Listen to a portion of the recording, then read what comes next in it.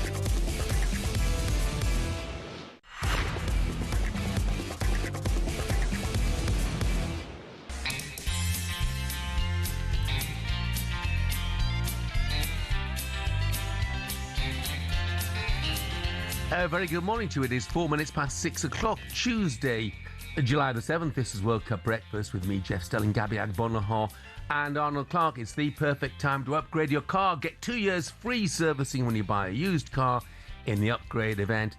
Check it out online. Great news this morning. Harry Kane's got his voice back. Not so good. Gabby's kept his. Hey, Gabby, how are you, mate? I'm very well, mate. You? Yeah. Well, thank you. Yeah, really good, thanks, yeah.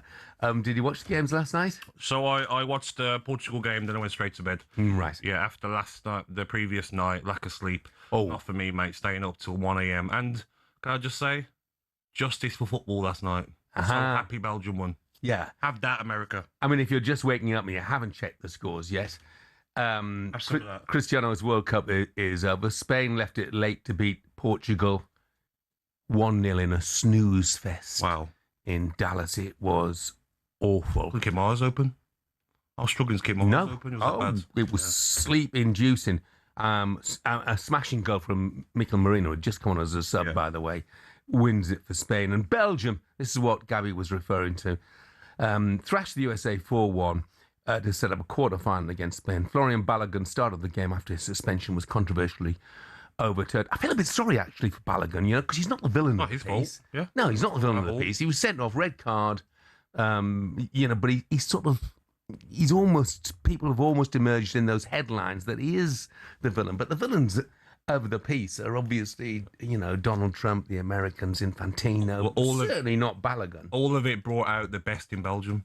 Yeah. Obviously mistakes as well for goals, for shocking mistakes from America, but it brought out the best. When you feel like there's higher powers against you, it brings you more as a team, and you've seen that from Belgium last night. And what I loved, Jeff, was Lukaku's second goal, doing the Trump dance to the whole team. I loved it, mate. That's what you do. Silence the people above you who try and be corrupt, and the whole team, even the bench, doing the Trump dance was hilarious. Loved that from Belgium. Lukaku, reading this morning, has scored 3 goals from his last 3 shots. Yes. So he's got his critics, because obviously he's not very mobile these days, but you give him the ball in the right place, or in the case of last night, he takes the ball in the right He's spot. been injured for most of the season. Yeah, he's had issues with the manager at Napoli, who's a good friend of his, Conte. They fell out. But he's had an injury struck season, so has Kevin De Bruyne, but he's still out there. And we talk about Harry Kane, we talk about Haaland, that maybe they don't touch the ball enough. It's all about scoring goals, so we have to have the same energy for Lukaku. Yeah. So Belgium continue. Lukaku continues. Got Spain up next. I don't see them causing Spain too many problems, to be brutally honest. But it's the end of the road for Ronaldo in terms of the World Cup, at least. Gab, I watched him last night, and, what I don't want Ronaldo to do, I remember Ronaldo at his breathtaking best. I don't want him to tarnish his image, because I watched him last night, and in a foot race, my cousin Mavis would have given him a real great contest, He just can't move. I think as well, he looked like a 41-year-old last night. So we have to say that, and it's not down to Ronaldo, it's down to the manager, Roberto Martinez. Listen, if you look at stats of like best manager per win ratio, he is Roberto Martinez, but it's about the trophies that you've won. And this Portugal side have flopped at World Cups. Yes, they won the Euros, fantastic, Nations League, but they've flopped at World Cups. This generation of players will go down as a generation that underperformed. And Ronaldo, at times, it was walking football last night. Yeah. I played that position, Jeff. You have to be running the channels. You have to be creating space for other players. And the fact that Gonzalo Ramos, who scored the winner in the last round against Croatia, didn't get on the pitch says it all. Ronaldo, not his fault, because he wants to play and the manager's playing him, but he cost Portugal this World Cup. And there'll be a lot of players, your Fernandes, your Neves, your Vitinha, Mendes, they'll be looking and thinking, legend of a player for the country, but because of him, we're going home. Yeah. And as you say, the manager's seeming fear of substitute, takes off, the likes of Vitinha and Neto and so on. And you say Ramos sitting on, even when Spain take the lead and there's 5 minutes or so of added time to come, still will not put Gonzalo Ramos on. I don't know if they'd run out of substitutions, windows. Had they? I think they might have. I'm not 100% sure on that, to bring him on that late. But it's just a shame to see sometimes. Do you remember the famous words from, was it Jamie Carragher to Casemiro? Leave the football for the football leaves you. You look at Ronaldo now and you're like, if I was the next Portugal manager, I'm only taking the job if he is not in the squad. That's the level I'm going to. Here's a thought for you. Roberto Martinez is leaving as Portugal manager. We all know that. How about Cristiano Ronaldo as the next Portugal manager? Wouldn't surprise me. Plays himself every game for the next 5 tournaments. He didn't have to play himself, because then he's still at the forefront of everything. Yeah, it was just the walking for me, Jeff. The lack of pressing, the lack of offering anything, and throwing his arms up at his players. Even after the final whistle, he stood there. It's the Ronaldo show. He's not going around to the younger players to check if they're all okay and unlucky. Everyone's coming over to him, the king, to come and make sure Ronaldo's okay. There was a moment near the end of the game where it was a break, and Roberto Martinez comes out of his iPad. And if you see the clip, Ronaldo sort of like throws his arms up, and Martinez is a bit like, whoa. And Ronaldo walks a different direction. That's been the problem. Ronaldo is bigger than Portugal. Simple as that. His quotes afterwards. This is Ronaldo. He says, I won three titles for Portugal, Before Cristiano, Portugal hadn't won any titles. The best title I won for Portugal was at the 2016 Euros, which has the same dimension, in my view, as the World Cup. I mean, that's the thing, is he does live on planet me, doesn't he? And that's the problem, Jeff. That's why when people say, why does Messi have more favouritism from your average fan? Because you won't hear that from Messi. After the game, he should have said, you know what? Disappointed for my country, disappointed maybe in my performances, but it's about him. I think he compared the Euros to like as big as the World Cup. He did, yeah. It's just nonsense, and that's why a lot of fans are not really too happy with Ronaldo. Well, afterwards, Roberto Martinez was asked why he kept Ronaldo on the pitch in his press conference. This is what he said. Today, that's an easy way to analyze. When you are a team that you need a goal, you cannot take Cristiano off, at least in the 90 minutes, because physically he's totally capable with what he's done over the season to be able to be there. It's a presence, open space, a dead ball situation, anything in the box. We need his experience, so it would make no sense. Probably going into extra time, it would have been the moment to use the energy of Gonzalo Ramos. Today, we were stopping totally what Spain tries to do with the influence of Pedri, the influence of Olmo, the influence of Rodri, the influence of Lamine Yamal, Cucurella arriving in the last third. We considered a goal that is not typically in the patterns of Spain. So today we had to keep the structure, and it wasn't a case to take your centre forward to top goal scorer off the game in the 90 minutes. Yeah, I love Roberto Martinez. He's a lovely fella, very intelligent and articulate, but I don't agree with one word of that. You know, he didn't appear, Ronaldo didn't appear physically capable to take part in that game. I felt he sort of doddered around, you know, which I know is a bit respectful, but he doddered around up front, had no threat whatsoever from him. It was like Ronaldo's testimonial. That's what it was like. The Ronaldo show. It's been like that the whole tournament. And even his decision to play Felix, how many chances is this guy going to get in a Portugal shirt? Because he was terrible again. Leao was very good against Croatia. He doesn't start. So I think he's a top manager, Roberto Martinez. When he looks back at how he's handled the Ronaldo situation, maybe higher powers again, Jeff, that you can't not play Ronaldo. But if I'm the next Portuguese manager coming in, Ronaldo cannot be part of that Euro squad, or I don't want a job. Agree. So Spain faced Belgium in the quarterfinals, and then the winners would go on to face the winners of France against Morocco. And you fancy Spain against Belgium, but in fairness, they were miles below their best, weren't they? Yeah, they were poor yesterday. Lamine Yamal had done nothing. Mendes had him in his pocket, so you got substituted with an injury, and Semedo comes on. I thought Dani Olmo looked okay, but yeah, it was honestly, Jeff, it was both teams cancelling each other out in that midfield area.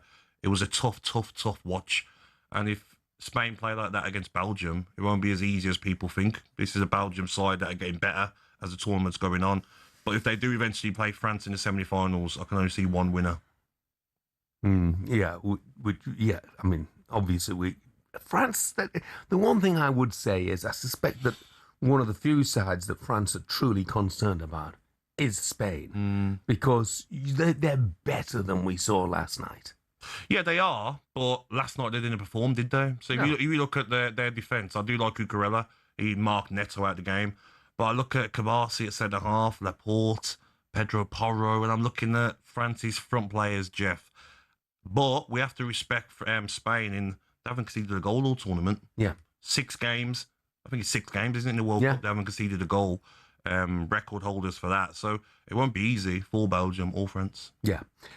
Remember, every game is live on talkSPORT, including 2 more tonight. Argentina take on Egypt. Colombia face Switzerland. 03717 223344 is the number to call if you want to have your say on Cristiano Ronaldo. Has he damaged his legacy at this World Cup?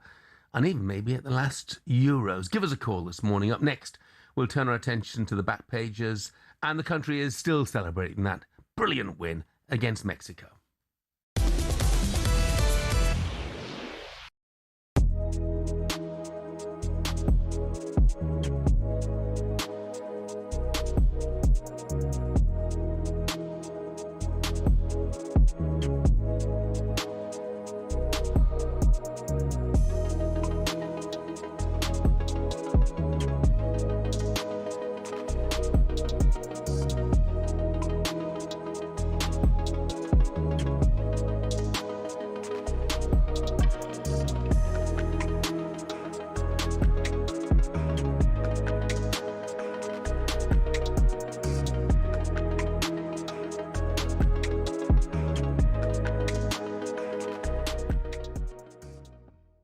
Was it lift-off last night for you?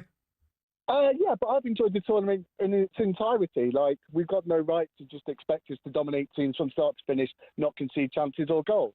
But I'm always of the opinion you start the tournament expecting them to win, then you'll enjoy every single game when we inevitably don't win a game and get knocked out. I just can't understand, and this gets to my main point, people that start the tournament going, oh, we're rubbish, we're nothing compared to France. All right, don't enjoy the tournament, don't have any fun with it.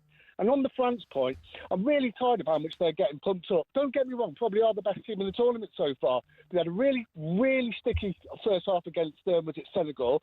They were crap against Paraguay. Now, if you put England in those shirts, all of a sudden that Paraguay is crisis because we can't break down a sticky team. Oh, we're only good at one half of Senegal. We're so easy to look at England's faults and pump up like the better parts of other teams. If you make a combined 11 with France and England, goalkeepers, flip of a coin. None of the teams got anything that looks like a fullback. Saliba gets in. Upamecano, Gay, equal. Rice and Anderson definitely get in. Elise Bellingham, flip of a coin. Mbappe, Kane, flip of a coin. Gordon, Bacola, flip of a coin. Dembele probably gets an over Saka. Now, you cannot be telling me the way that people have been talking about these two teams on that combined 11 that we shouldn't be overconfident. I never made a call. You should get a show of your own, mate. This was magnificent. I mean, how about that? Well, a lot of what he says is right, but also depends how you approach sport. I don't approach sport with a participation medal in hand. I don't want my child growing up knowing that winning isn't important. So I approach a tournament where I get my fundamental enjoyment out of winning. If we're going to lose, it's because we lose with our boots on. It's lose because we get beat by a better opposition. It's not because we didn't turn up. Yeah. So I approach the tournament not expecting England to win. I expect them to be the best version of themselves. But I approach life as a challenge to win, not to participate in. And I disagree with a lot of the observations about which players. I'd put Mbappe in any side, in any space, in any part of the universe.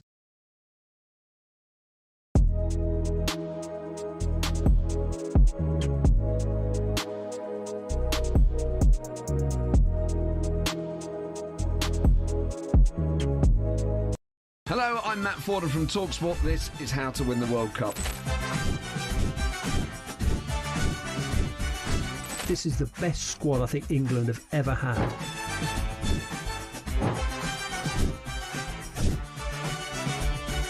He used to love America, now he doesn't. It's very sad. It was so important to succeed because of all the pressure we received. Don't jump for this one, I'm going to knock his head off. Warning, this podcast does not guarantee England will actually win anything.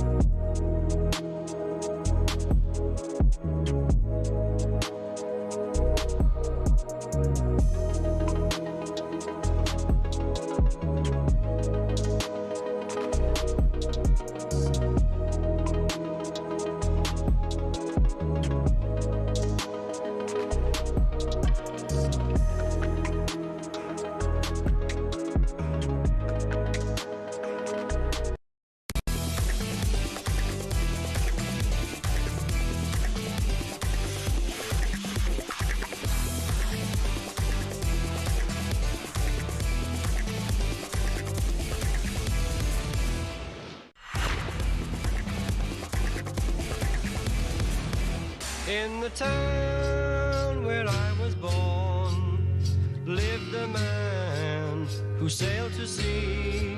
Good morning, it's the World Cup Breakfast Show with me, Jeff Stelling, and Gabby Agbonlahor. A bit of Yellow Submarine there. It is no one's favourite Beatles song. No one's.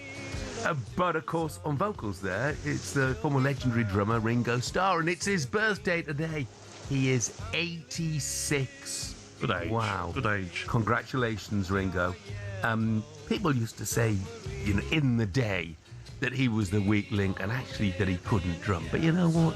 As a drummer, he was underrated. He really was. Good drummer. And I think of Ringo Starr, I think of the guy who missed out on it all because he wasn't the original Beatles drummer. There's a guy called Pete Best was the original Beatles drummer, and he was ditched by the Beatles in 1962, just before they hit the big time. Can you imagine the agony? Heartbreak. Yeah. Mike says, I'm in agreement that Ronaldo should have been hooked after an hour, but do that and they still lose and Martinez gets it in the neck, lose. Mike, I don't think that Ronaldo should have been hooked after an hour. I don't think he should have started. if you're going to use him, you might use him as an impact sub when everybody else is tiring, and his lack of pace and energy doesn't matter quite as much. But no, I wouldn't have hooked him after an hour. No. I just wouldn't have started him at all. Just a reminder, by the way, if you want £26,000 worth of tax-free cash, and who doesn't, to celebrate the World Cup, we're giving away the big bucks. Head to talksportwin.com to enter. Right, time to look at the back pages with Costa Express. The Costa Coffee Break on talkSPORT, sponsored by Costa Express. Kick off your day with a quality coffee on the go from Costa Express. And Laura Kirk-Francis is with us. Morning, Laura Kirk-Francis. Morning. Before I do the back pages, Jeff, I've got a bit of a gift for Gabby. Oh. Costa Carl has taken he's taken some heat during the course of the World Cup. Deserved. But he has come through with some good. So I am presenting Gabby now with a Costa reusable cup. Wow. For thank you, his guys. Use, and a keychain as well. Thank you, guys. So thank you to Costa Carl. Is the black card inside? I think that might be coming a bit later. Where's the black card? Nothing's good enough for you, is it? Is that? We'll do that for now. We'll do that for now. Cheers, Carl. Thank you, Carl. Thank you, Costa. Back pages are obviously very focused on England. Some fantastic headlines. Daily Express will ride the Mexican wave. Aztecabao Sun. Don't know about that one. The Sun, unbelievable Aztecas. The Star, Lions will rule the world by order of the Squeaky Blinders. Very nice.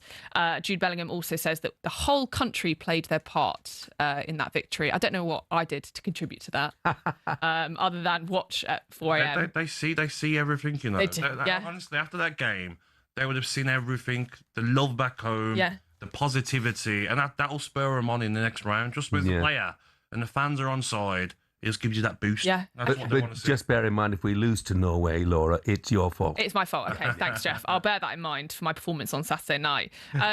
Martin Samuel in The Times has said that this is the best win since 1966. That's also echoed in the Daily Mail. Ollie Holt says, England's breathtaking triumph in the Azteca Cauldron was the greatest football match I've ever seen. Jeff, is there a risk we're getting a bit carried away? Yeah. I mean, I think it's a good job you mentioned the stadium. It's obviously an iconic stadium, and to go there and to beat Mexico in their own backyard in the manner that we did with 10 men, makes it an unforgettable performance. It was Mexico, though. Let's just say, I was at 2002 World Cup. I was in the stadium when England beat Argentina. Now that's Argentina. That's a different ball game. It wasn't the sort of game that that this one was, except in the sense that after we'd scored the only goal of the game, I'm sitting looking at the clock. It was a support. There's a massive clock behind one end, and I kept looking at it, and it never seemed to move. Never seemed to move as we tried to run the clock down.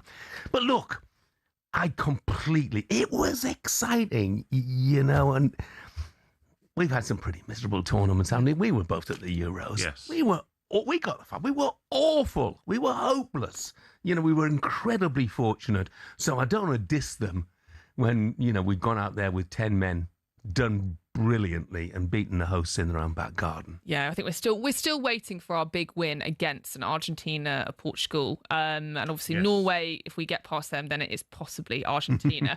On our route to the final, Kyle Walker in The Sun has said that we should be disappointed if we don't make the final. What do you make of that, Gabby? Do you agree? Yes, I said that all tournament. We should be going to the final. Yeah, Thomas Tuchel, he's been brought in to win it. If you lose in the final and it's an unlucky decision, or the players play their hearts out different, but let's be honest, we should be beating Portugal. Tough game, but if we're playing at our best, we will. Argentina, it'll be a tough game. I'm sure Thomas Tuchel will have an idea in his mind when we get to that stage. For Messi, do you put Declan Rice on him, follow him around, Anderson, just man mark him or something and stop Messi? But I agree with Kyle Walker. That squad of players, this manager should be getting to it feels like if you'd go back maybe 2 weeks ago after the Ghana game, after the Panama game, we would not be saying that now. Do you think that Mexico game really has changed that much? I think it has done, because you have to go off your last game. We look at tournaments and you get better throughout the tournament. Congo, they were not good. But you look at that performance, the fight, the desire. Look at Bellingham's performance, Pickford, Gordon. These players are going to get a new lease of life after that performance and love their getting back home, to hang on, the altitude, the Cauldron Coliseum vibe that they've got through. So I think you have to be so positive. You do. Jeff, not sure. Yeah, I'm not so sure because we were brilliant in the second half against Croatia, but we didn't repeat that in the other group games. Yeah, but it's difficult, isn't it? Because teams play different. Croatia didn't sit back, so we suited our play. But it'll be Congo, the way they sat back at times. You look at Panama sat back. I just feel like we shouldn't be disrespectful of Norway, who've just beaten Brazil, by the way. However, it might be an indifferent Brazil team. And, for us to say, well, we should reach the final now, we've got Argentina, the world champions, like Lionel Messi, standing in our way. You have to be positive, though. Positive. I think you have to be positive. I think for me, it's which England is turning up to these games. It's that was and lots of the kind of narrative is around coming over the adversity of the Azteca. And the narratives around this wasn't an England team that kind of folded under pressure. But if you look at some of the performances before then, you have to look at the last performance. In a tournament, teams get better and better. Argentina won the World Cup. Lost to Saudi Arabia in the first game. True. Look at Spain this tournament, Cape Verde, 0-0 draw. I think if we can take desire that they showed in that game, Bellingham's performance, Pickford, Gordon, then we should beat Norway. No one's saying that it'll be an easy game against Norway. It'll be a tough game. It might be a winning extra time. But we have to be positive and think, okay, we've got a decent run we've had so far. If you took our run to get to a semi-final and play Norway in a quarter-final, and then anything can happen against Argentina. Argentina haven't been at their best this tournament. No, they haven't, but Messi's been pretty decent, hasn't he? Sam is sceptical about England, shall we say. He says, how bad have England been if their best win in 60 years was against Mexico? Oh, that's a bit miserable. I think that lacks a bit of the kind of context around it. Yes, it's Mexico, but I think given the adversity of the game itself, that's a bit miserable. That's looking for a bit of nitpicking. No? It does lack context. But hey, Sam, it's brilliant. I mean, it is absolutely brilliant. Yeah, fair enough. Very quickly, a quick word on Arthur Ferry. Talking of last performances, you watched the whole 5 sets, did you, Gabby? I watched it, I watched the first 3 sets, London Bridge, British Airways seats. Yeah. Deck chair. Yeah, when I walked, I asked the guy. Nice glass of wine. I asked the guy, we had to sit there. He's like, yeah, no problem, mate. Ordered a nice wine spritzer, lovely, white wine spritzer, lovely. And he showed heart and desire. Having the home crowd, I think, helped him beat Dimitrov. Yeah, very good. Amazing. Well, I'll be back with more Wimbledon, but yeah, a phenomenal performance from Arthur Ferry there, and we hope that he can kind of carry that British into the next week. I think because of that, we all missed sort of the first 15 minutes or so, Belgium-Portugal. Shame it didn't go on longer. We could have missed the whole blooming game, couldn't we? Laura, thanks very much indeed. And that was thanks to Costa Express. Coming up, we'll turn our attention to the football last night against Spain, leaving it late to beat Portugal 1-0. And then in the early hours, the USA crashing out in a 4-1 defeat to Belgium. What happens next for Mauricio Pochettino? We'll discuss that next. The Costa Coffee Break on talkSPORT, sponsored by Costa Express. Kick off your day with a quality coffee on the go from Costa Express.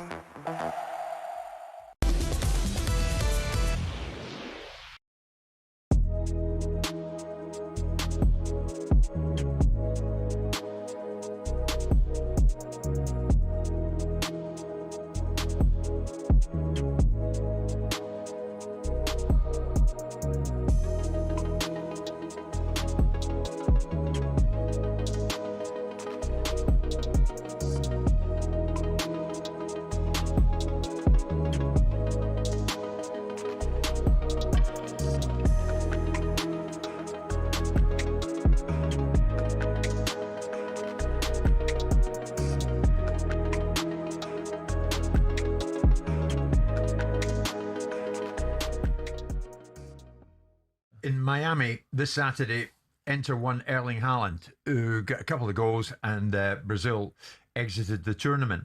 Haaland signed a 9.5-year contract last January that keeps him at Manchester City until 2034. And Alpha Inge Haaland, Erling's dad, spoke to the Zone ahead of the match, Simon, at the weekend. And he said, well, Real Madrid, he says he's very happy at Manchester City. He's got a long contract. We're waiting for the new season, but anyone would want to play for Madrid.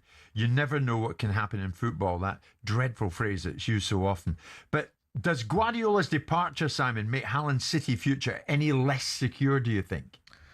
Well, I don't know what his relationship will be with Maresca, because we know we had a relationship with Guardiola. He signed for Guardiola. He didn't sign for this fellow. So there might always be a change. There might be a drop-off in City. Maresca might not be the person capable of delivering City the outcomes that they've become accustomed to. Yeah. Albeit last couple of years they haven't won a title. They'll soon get back in the saddle. That can be clear, given they've spent £130 million on a central midfield player. Their ambitions are clearly in that direction.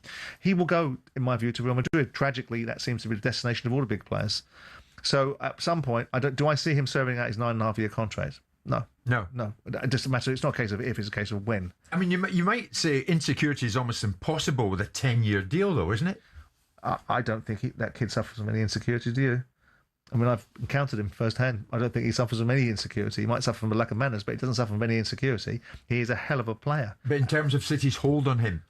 Not really. That just commands... So if Erling Haaland walks into XYZ person's office at Manchester City and says, I don't want to play for you anymore... USA 94. What a summer when football became soccer in the blazing heat. It was also the tournament where fashion peaked. This, my friends, is Alexi Lalas. No, he wasn't Scottish. That's a full-blooded American right there. But in all seriousness, forget the hair. Look at the jersey. Dreamy 90s clobber. And it was everywhere. That's the legend that's Georgie Hagi of Romania, OVS, Brazilian shot stopper, Taffarel, and a Dutch guy. I mean, this was the period we were getting top quality in the Premier League too, but the national team designers raised the level even higher. The pitch was their catwalk as we got Germany, Bolivia, Sweden absolutely rocking it. The kind of kit we're shelling out for on retro sites to this day. And Spain, another beauty. 10 points if you recognise that guy. Of course, this was America, so the cheerleaders didn't want to be outdone. But in the end, two of the less is more designs made it to the final. And when Baggio blazed over, Dunga got the honours. The entire summer was an explosion of colour that would have broken Instagram. Sorry, just trying to get that Larson one off eBay. 70 quid. Bargain.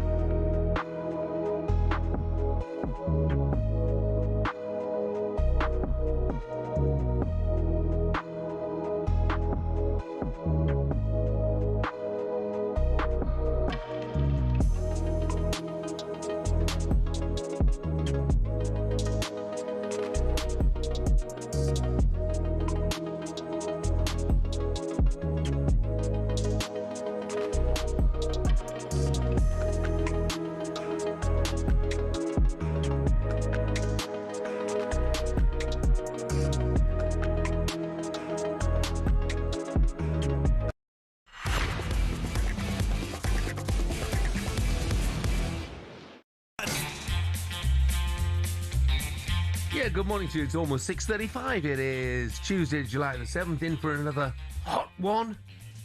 Don't wind me up, Jeff. Honestly, everyone stay indoors. Don't leave the house without a water bottle.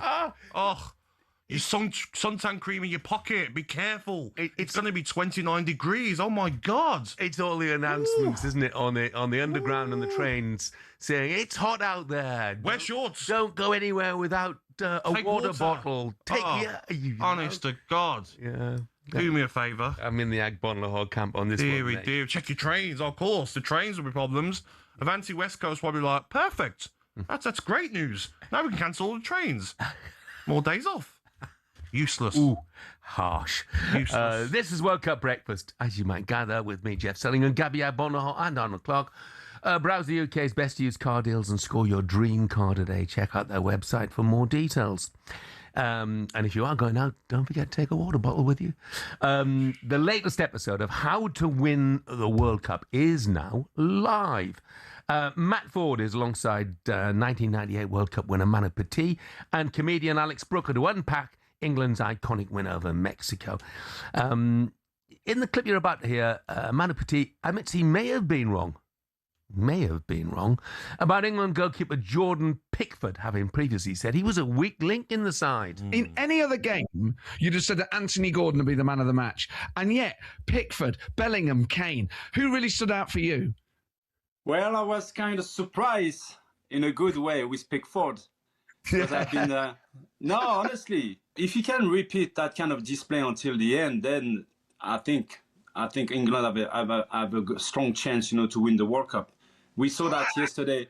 No, honestly, we saw that yesterday during the game against Brazil against Norway. Did you see the goalkeeper, Norway goalkeeper?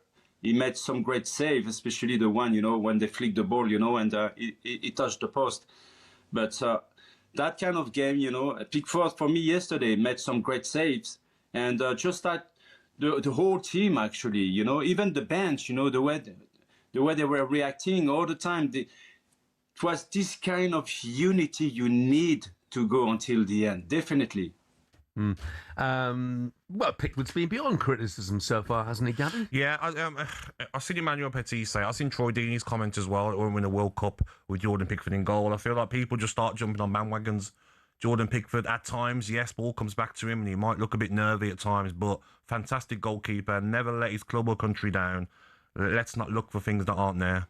Fantastic goalkeeper and probably joint man of the match with Bellingham last game. Yeah, he was absolutely brilliant. Yes. Well, it's the end of the road for one of the hosts, the USA, as they were beaten by Belgium in Seattle. And the low shot across the face of goal and touched in at the far post by Charlotte de Ketelara. And it's the start that Belgium deserves. Tillman, it's Curling! And it took a deflection, and it's 1-1. Malik Tillman's done it again. It's Trossard for Belgium on the outside. Left-footed cross to the far post and headed in by Charlotte de Ketelara. Goalkeeper Freeze has made a mess of it. He's lost the ball, and it's fired into the net from distance. Hans Van Aken punishes the error. If you ever want a present, this is the ultimate gift, this one. He's Lukaku winning it in the penalty area. USA again coughing up possession, and Romelu Lukaku, super sub again, found the bottom corner. USA 1, Belgium 4. I'm just scratching my head and wondering why Donald Trump didn't rule those 4 goals out offside. I know. I mean, referee runs over for no reason. It's a VR screen. Justice for football. Happy for Belgium. Yeah, happy for Belgium. Look, it's a shame that it ends this way for the USA in many respects, and Balogun as well, who I think is almost an innocent victim of this. Look, he committed a foul. Whether it was a red card or not, that's debatable. But, the things that have happened since then, beyond belief, of course, he was allowed to play after his 1-game suspension. Trump said on Monday before the tie that he'd asked FIFA to review Balogun's ban, which he said would have left a big stain on the tournament. What left a stain on the tournament for me was much more the fact that Trump then called the referee suspect. He said, I don't like to create controversy. Of course you don't, Don. But he is very suspect. And I was pleased to see that Pierluigi Collina has come out to say they continue to have total faith and trust in this particular referee. Look, let's cross over now to the States and get all the reaction from this and speak to talkSPORT's US reporter who was at the game for us. A very good morning to Ben Jacobs. Morning, Ben. Morning, Ben. Good morning, guys. Good evening here from Seattle. You might be able to see the Space Needle behind me. It's one of the most famous attractions here in Seattle. Okay, well, the USA men's team wasn't an attraction, was it? That's for sure. Do you feel a bit of sympathy for Balogun? He's sort of, he's almost emerged as the unwitting villain of the piece. Yeah, Rudy Garcia told me that Balogun came over to him in the build-up to the game and also at full time, and Garcia appreciated that, and he said to Balogun, you're not to blame. And I don't think anyone thinks Balogun is the story here, because the footballer's a footballer. If they're told they can play, same for Maurizio Pochettino, they're going to play. The bigger issue is not between Belgium and Balogun, because now they're through, they're probably not going to take this up with FIFA. It's about Gianni Infantino, his unhealthy, in many eyes, relationship with Donald Trump. And remember one thing, Trump today confirmed first our talkSPORT exclusive that he'd made a call to Gianni Infantino and lobbied him. And then he went on to get into the ins and outs of the red card, despite saying he doesn't actually know that much about a red card. And this is not about whether it was or wasn't a red card. It's about after the red card is given, is there or isn't there protocol to allow it to be suspended or potentially appealed? And FIFA sources said no. And then 24 hours after the game, it went to a disciplinary panel. I still don't have an explanation, despite a 900-word statement from that panel, as to what grounds allowed them to hear it when there's other articles superseding that particular appeal, saying it's an automatic one-game ban, period. So people are inferring what they want to infer. Obviously, FIFA say the panel is independent, but once again, this story will rumble on. Less between Belgium and Balogun and more between UEFA and FIFA and federations that are starting to call out Gianni Infantino for mixing politics and sport. Ben, how will the American media look back at this tournament and what Mauricio Pochettino has done? I mean, the American culture is to go all in on a winning team and then to throw a losing team under the bus. So when they were doing well after Bosnia, there was hype, there was flags, there was face paint, and some of the most prominent people in Seattle and in America were saying, we're going to win the whole thing. And that's ultimately the confidence, the bravado. As soon as they lost 4-1 to Belgium, the same people are saying they're an absolute disgrace. It was a really poor performance. They were outclassed, as they were in a friendly against Belgium in March, and they have to learn. And the challenge I have in analysing it is, yes, they won the group and they were excellent against Paraguay, and Paraguay knocked out Germany. They beat Australia, no mugs, they beat Turkey, but then they lost and there were defensive frailties on show to Turkey. They laboured a little bit against Bosnia. None of those four teams were that great. So had they beaten Belgium, we would be having this conversation and saying, wow, they finally got a European scalp and they're into a quarter-final against Spain and it's a free hit. But without getting that far, I think in retrospect, US soccer might be a little bit disappointed by this tournament. Yeah. As far as Mauricio Pochettino goes, Ben, he says he wants time to think before signing a new 4-year deal that's on the table. He's going to take a little break first. So translated, does that mean I'm going to wait and see if anything better comes up? Yeah, possibly, because 2 weeks before the tournament, he was in conversations with Milan and Ruben Amorim got that job. He was on the list for Tottenham, but Roberto De Zerbi was the top choice. And Poch has said in an interview with talkSPORT in the build-up to the tournament, he's got unfinished business in the Premier League. He's still got a house there. If the Fulham job came up, even though some would say it's beneath him, Arbeloa seemingly getting that job, but he's got to get the work permit. Maybe his head is turned simply because it's London, although, again, the feeling is Arbeloa is just waiting for a work permit there. If an England job ever came up, I'm sure Mauricio Pochettino would put his hand up for that as well. And the other key point in all of this is it's not about what Poch wants to do only. It's a two-way conversation. And there's also no guarantee that US soccer want to proceed with a 4-year contract that was offered really more out of optics. But all parties said we're going to wait until the end of the tournament. So you never know. Even if Poch wanted to stay, US soccer might say, we feel it's better to move in a different direction. Well, we shall see what they do. Looks like football, or soccer, should I say, going to be put away for the next 4 years in the USA.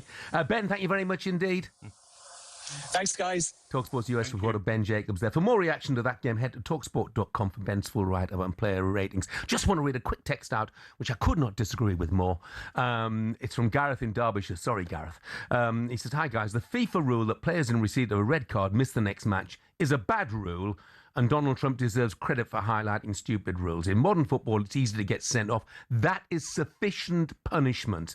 Can you imagine if Harry Kane was sent off in our next match? The rules should be amended for the rest of the tournament for all teams so we don't lose a top player from the games yet to be played. Honestly, Gareth, I think that I could not disagree more. Do you know the worst thing about that is? What if you're last man in the last minute? Yeah. I'll just boot him and take him off. Red card, play next game. It's a license to kick people. Yeah. Now, what I could say is that there should be a proper appeal system, Gareth. That's a completely different matter. I could just picture Jeff. You're the last man. Maybe there's 2 years or 3 years, and you all just kick him. Yeah. And you all get a red card, but you There's only go a couple of through. minutes to go. Yeah, all right, then. Let's go for the next game. We're all playing in the next game. Anyway, fighting to take him down. I'm not sure Gareth's completely thought he's that not one thought through. about it. No. Belgium against Spain in the quarterfinals, live on talkSPORT this Friday at 8 after Belgium beat the US by 4-1. Still to come on breakfast. Superstar Breakfast preview on talkSPORT with Travis Perkins. Manage your Travis Perkins trade account online at travisperkins.co.uk or via the Travis Perkins app. Haaland, Haaland, gestern war unbekannt, von Feuer in das ganze Land. Haaland, hey, Haaland. We'll continue bringing the reaction to England's win over Mexico. And, of course, we'll look ahead to when we take on Norway and Erling Haaland at quarter-final, which, of course, is live on talkSPORT. We'll continue to react to last night's football. USA and Portugal both knocked out as Cristiano Ronaldo damaged his legacy with his performances at this tournament. Would you like Mauricio Pochettino as manager of your club? 03717 223344. That's the number to ring. And that was our breakfast preview with our friends at Travis Perkins. Superstar Breakfast preview on talkSPORT with Travis Perkins. Get free next day track delivery. Head to travisperkins.co.uk or download the app.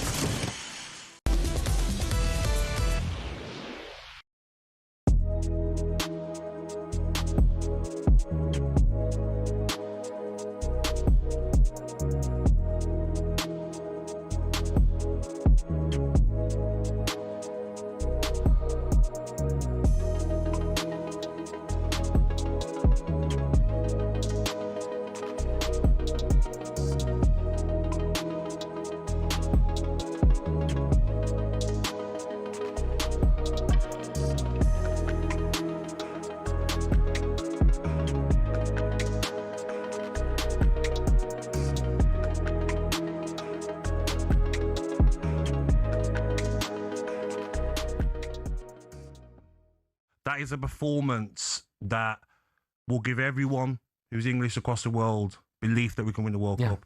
They fought like lions. They went to the Coliseum and they stood up against the intimidating fan base. 87,000 attendants, probably 82,000 Mexicans. The altitude, no problem. Yeah. Heroes, all of them, every single player.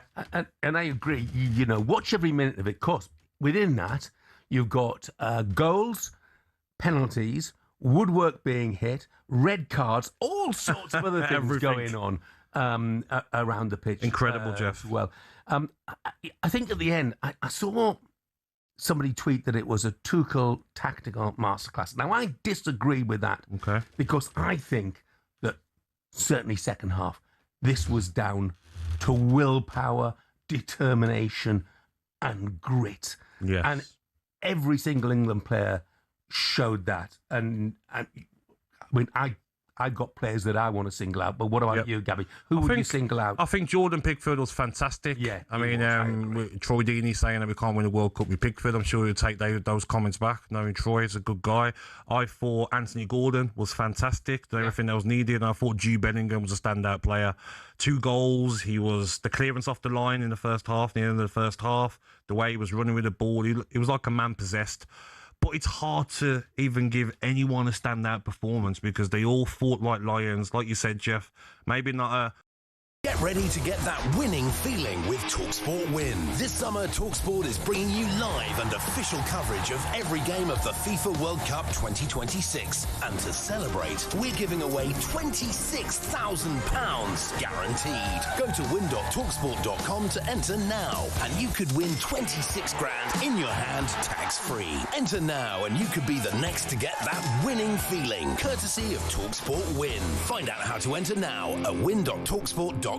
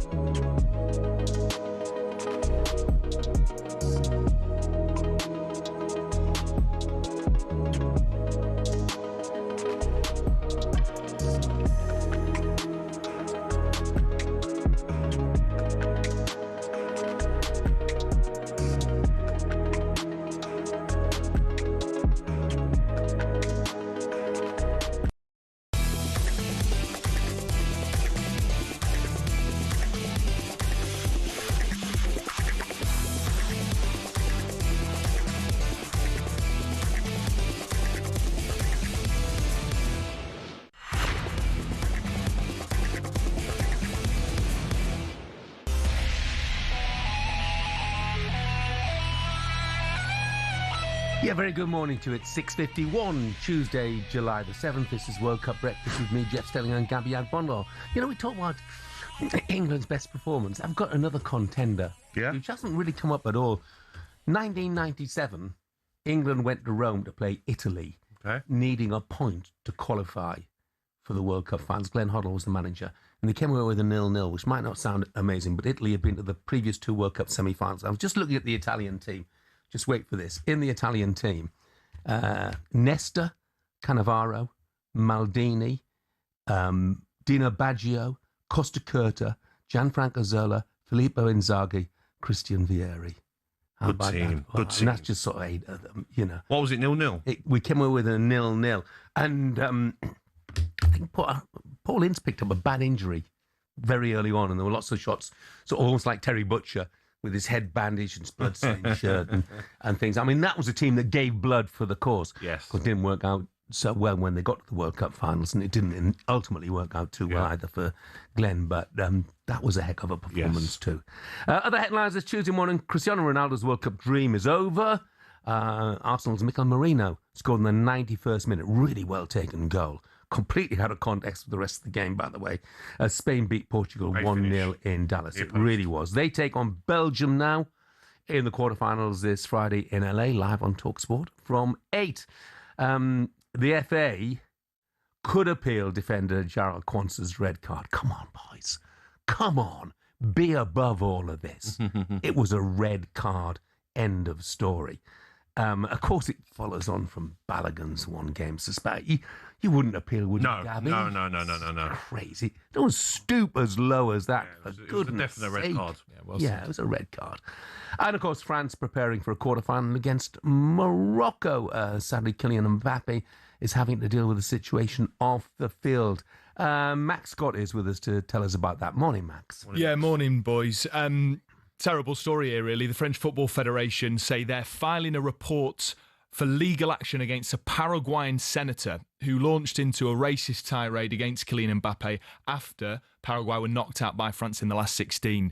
Celeste Amarilla, she's a national senator in Paraguay. She took to Twitter, to launch an attack on Kylian Mbappe, which we would consider in this country to be an absolutely outrageous racist attack on the France striker. Many of the comments are that disgraceful, boys. I can't, and I genuinely do not want to repeat them. One thing she did say, though, which I think captures how rank and classless she is she said, the only thing many of us blame the Paraguay team for is not giving Mbappe a full-handed slap at the end of the game. I mean, I cannot stress how appalling her comments were, but Mbappe was class in his response. He took to Twitter, a platform that we know is rife with abuse. Yeah. And he was brilliant. He said, you're a despicable woman and unworthy of your position. You do not represent Paraguay, the country which has sweated passion and honour throughout the competition. Through your reckless and brazen racism, the entire world has already forgotten the journey and the historic effort that your players accomplished during this World Cup, making way for an incompetent woman who gives the worst possible image of her country. And I think that's a great response to what is yet another example of prominent black players being victims of racist abuse, tropes and stereotypes. I seen the statement, disgusting, mate, is all I can say. Some of the words that she used, and are you surprised? Not really. Do you know what I mean? Sadly, no. Yeah, you expect it in the world we live in. If I was France, I'd go full force on that woman, like the full law you can. What can you do to make her life unpleasant? Yeah. Ban her from France. I'll do everything I could politically to punish her, because Mbappe done nothing wrong during that game. The way he was being kicked, the way he was being antagonised, the way the Paraguay players were playing, it was like a scene out of Football Factory. And of course, a game where Paraguay players received no bookings and no yellow cards. Yeah, disgusting. But if I'm Mbappe's experienced guy, he would have put out that statement and now be focused on the next game. Won't let that affect him? Yeah, no, without a doubt. I mean, you talk about sort of potential sanctions and things like that. You're right, it's really difficult. She's in Paraguay, they're in France. But there's all sort of, you mentioned there, the pressure they can put on them politically, the relationship, that she can be banned, she won't be extradited from the country. But there's all sorts of, she's brought on herself a lot of pressure for her country. And Paraguay, to get through to that point in the tournament had done well. And Mbappe's right. I think as well after the game, Mbappe probably in the change room was probably maybe you know what? Yeah, you were hard players, but you know what? You tried to get under our skin, but you know what? Hands in hand. Let's have a shake of hands. No problem. What's the issue? Mbappe did nothing wrong during the game. Yeah. He was being antagonised, and because he smiled and because he gave a bit back. Disgusting, but you expect it in the world. Yeah, couldn't agree more. Max, thank you very much indeed. A couple of texts. Dave says, morning, Jeff and Gabby. I want to know why the goalkeeper wasn't sent off for a foul. Anthony Gordon, he was the last man. It's because you can't have double jeopardy these days, Dave. You know, he's conceded the penalty. He's not. I think that's right as well. Yeah, you can't have a double punishment. Dave in Bournemouth says, tell Gabby to stop moaning about the weather. It's called summertime. It's about time. Had a beautiful summer. Moaning? Yeah, Dave, listen up. Gabby wasn't moaning about the weather. Gabby was moaning about the complaints about a heat wave. Gabby was loving the weather. Dave, if I could right now, I'd be in the Bournemouth Sea with you, mate. Yeah, he was loving Doing some the weather. swimming lessons in the sea. Yeah. And Neil, who's a Wigan fan, we're talking about red cards, and Gerald Quanston and I said, come on, be above it to the FA, don't appeal. He said, why be above it? You can't suspend one team's red card and let other players be banned. This is FIFA's fault. And I agree, it's FIFA and Donald Trump's fault, Neil. But nevertheless, this is a can of worms. You can't have every single red and yellow card. It's not about appealing, is it? Contested. It's not about appealing. It's about, do you know what I mean? Donald Trump's phoned Infantino. Yeah. That's what I went to do. Everyone's Prime Minister or President phones Infantino. Yeah. Keir Starmer, I wouldn't trust him. The suspension of the Balogun ban, that was wrong. Yep. So if that's repeated, it doesn't mean that right. No. It just means it just gets worse and worse and worse. Personally, I don't think we should go down that line. It was a definite red card as well. It was a definite red card. Coming up, we turn our attention back to last night's football. The USA out. Thumped 4-1 by Belgium. Cristiano Ronaldo's World Cup journey over after a 1-0 defeat to Spain. So how has Portugal reacted at that loss and the performance of Ronaldo and indeed the manager, Roberto Martinez? We'll find it out next.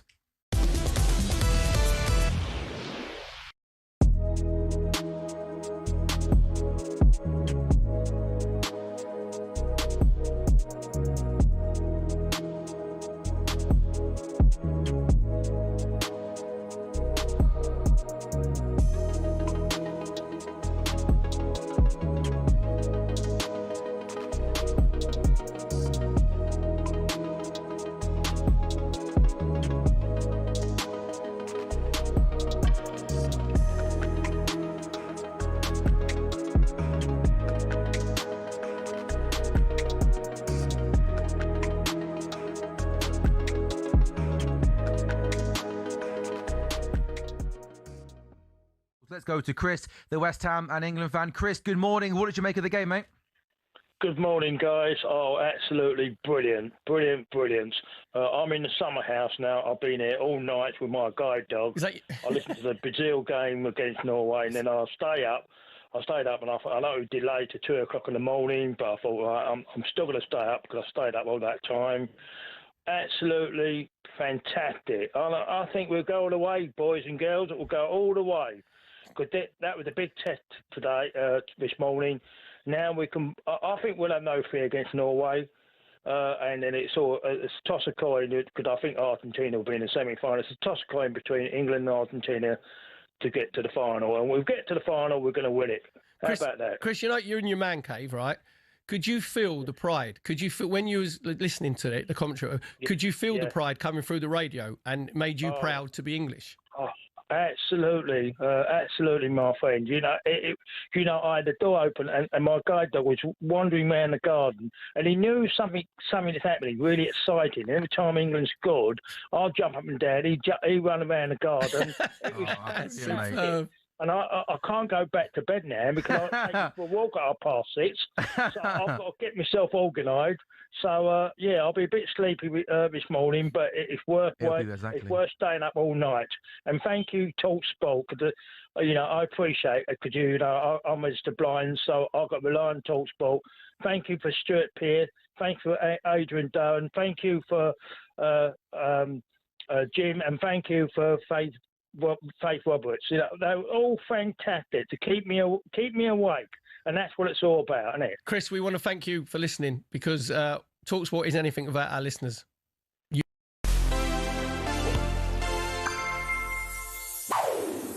The 1982 World Cup gave us maybe the biggest redemption story in football.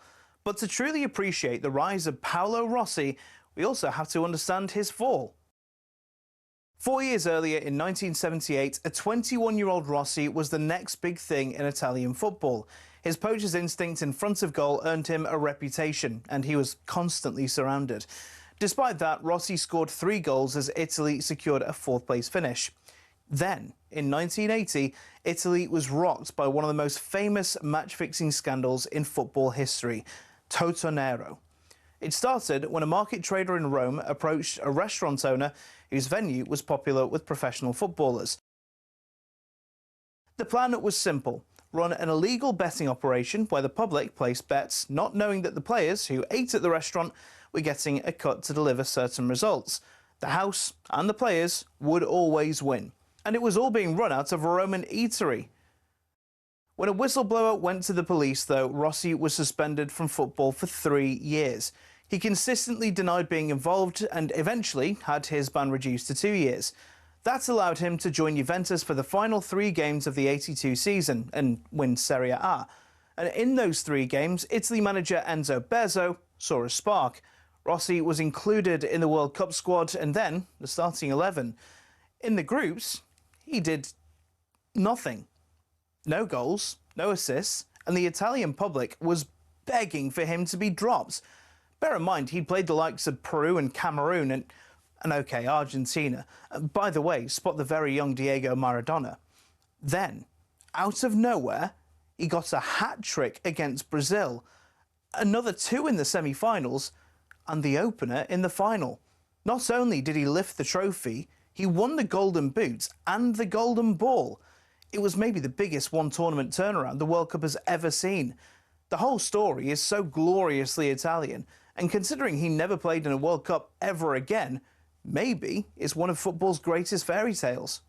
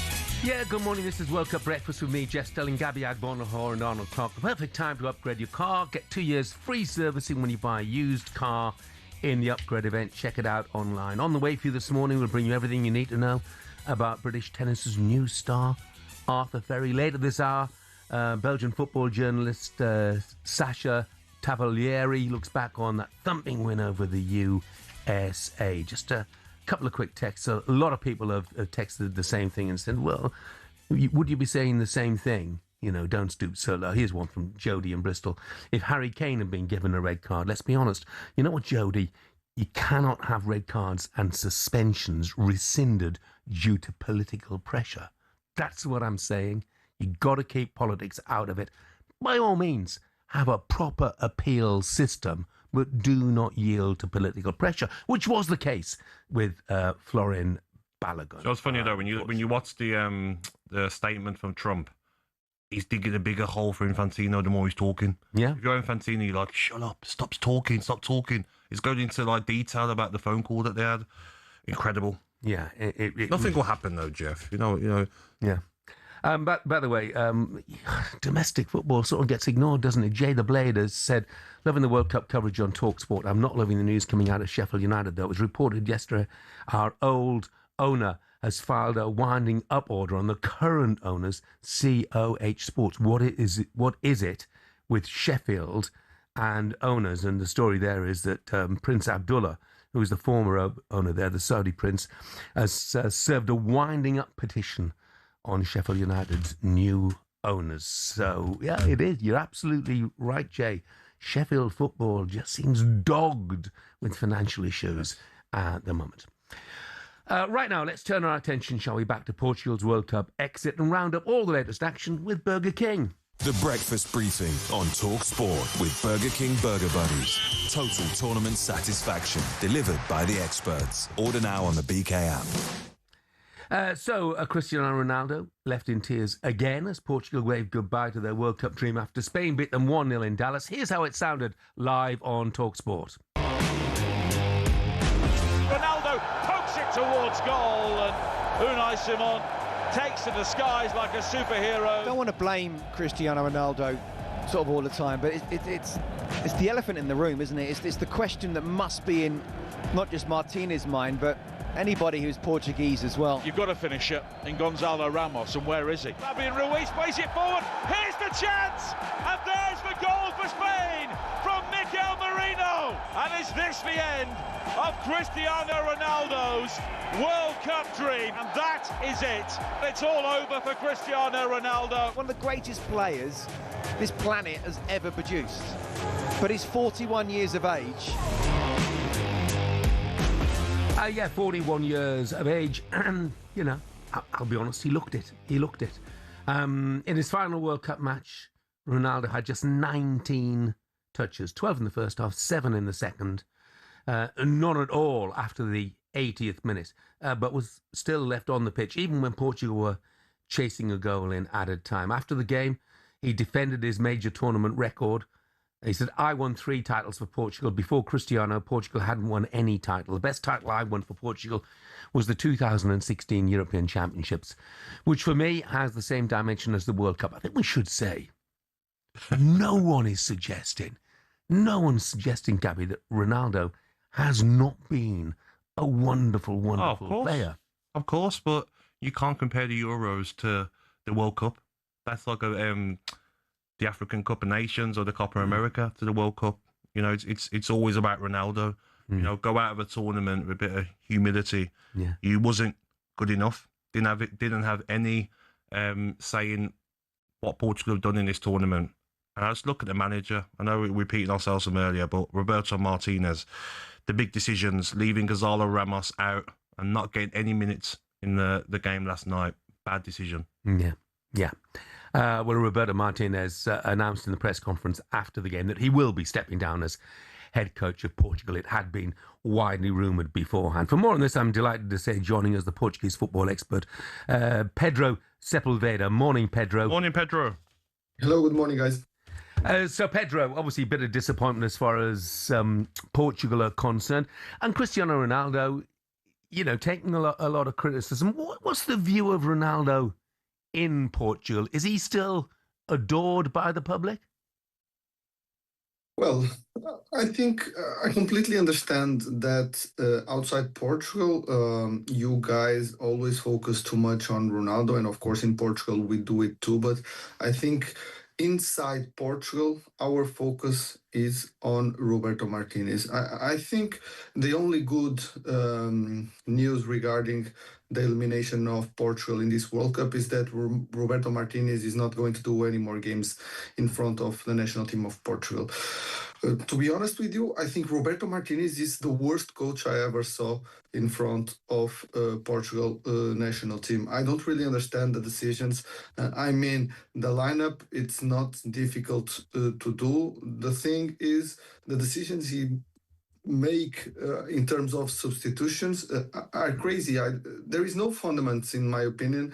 I don't really know what he wants to bring to the game with that substitutions or without them. You took Vitinha, you took probably the best midfielder in the world when you have Bruno Fernandes not at his prime in this competition. You have a striker that has 41 years old playing at the 75 minutes without running, without defending, without even touching the ball. When you have a striker younger in the bench that made you went through the next round in the last game, I don't understand the decisions. I don't really understand why Roberto Martinez doesn't take Ronaldo. We can stay here talking about Ronaldo, but I don't really think, of course, Ronaldo, if you ask him, do you want to be substituted? He's going to say no. But the coach is there for something. The coach is there exactly to coach, to manage the group. And if the best for the group is to take the best player of the team, you have to do it. But Pedro, when I watch Portugal, yes, Ronaldo, part of the problem.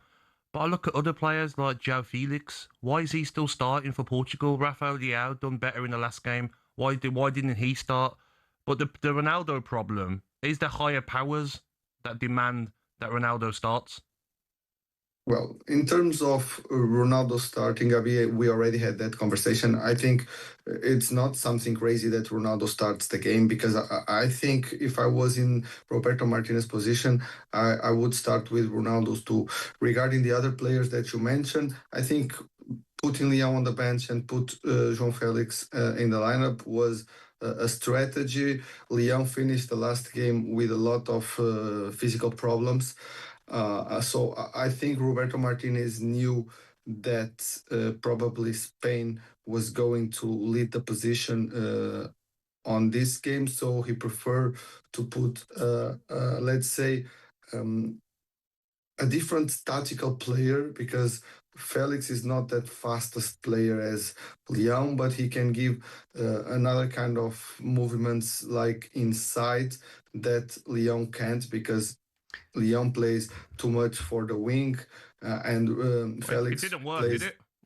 Yeah, it didn't work. And when you put Leão, you see the changes and he brings to the game. But I don't really think that the point was there. We needed a striker. We needed a goal.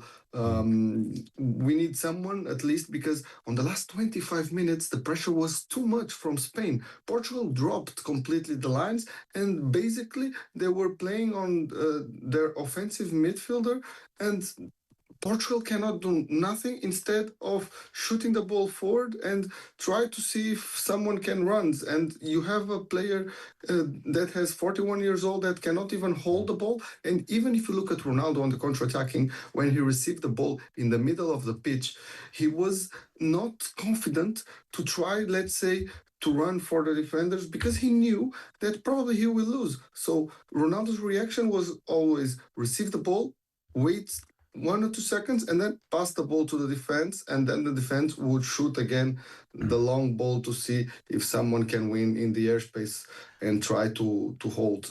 This was nothing for Portugal. And again, I don't really understand what Roberto Martinez was thinking. And then you see him and you ask him, yeah, I was thinking about Ramos for the extra time.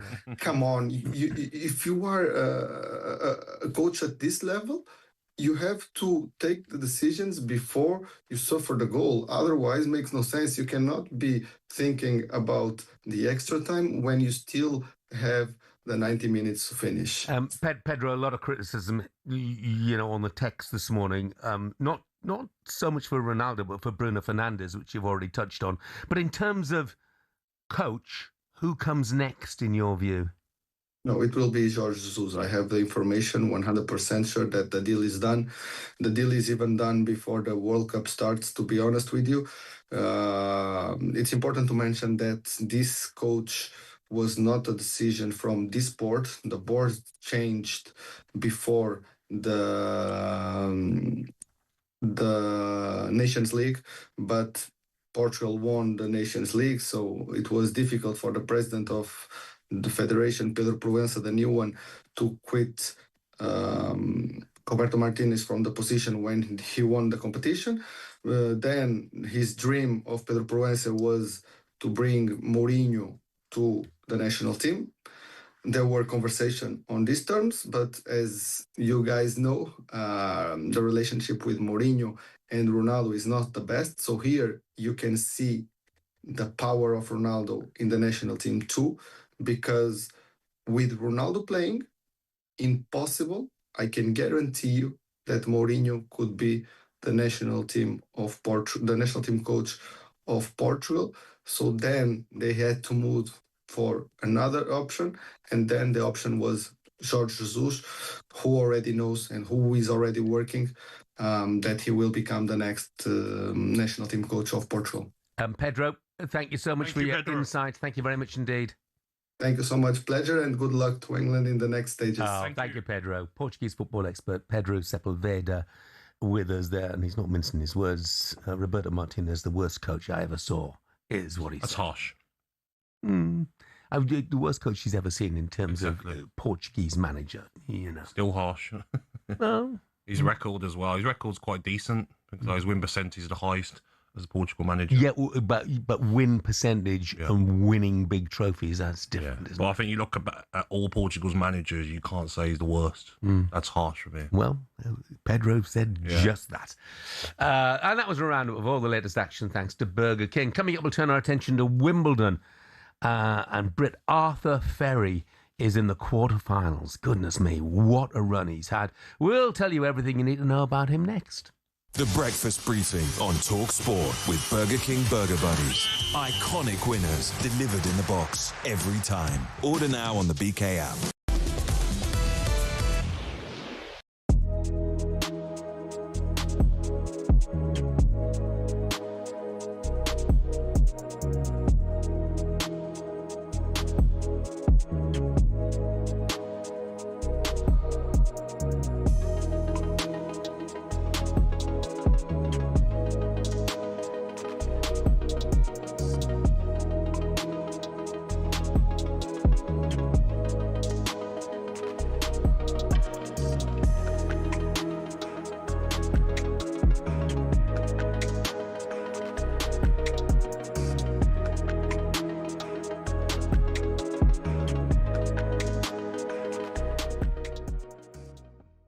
After that US-Bosnia match on Wednesday, where Andrew Giuliani, who, if you've been listening to White and Jordan in America last week, actually joined Jim and Simon for a fiery conversation. He initially alerted Trump to the fact that a red card had been given. On Wednesday night, the lobbying began from senior US officials. And then on Thursday, it's believed Donald Trump called Gianni Infantino and asked about FIFA's rules around the red card decision. Now, FIFA insists the decision was made by an independent panel made up of 18 people. However, it hasn't said whether this was decided through a vote. It hasn't published a report on the decision.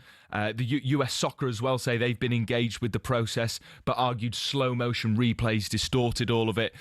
But essentially what we're seeing as the hours from this unprecedented incident come through, that there was multiple instances of contact between senior US members of the government, including Donald Trump and Gianni Infantino. And interestingly, Thomas Tuchel was asked after Jarell Kwanzaa was sent off, what precedent does this set for him?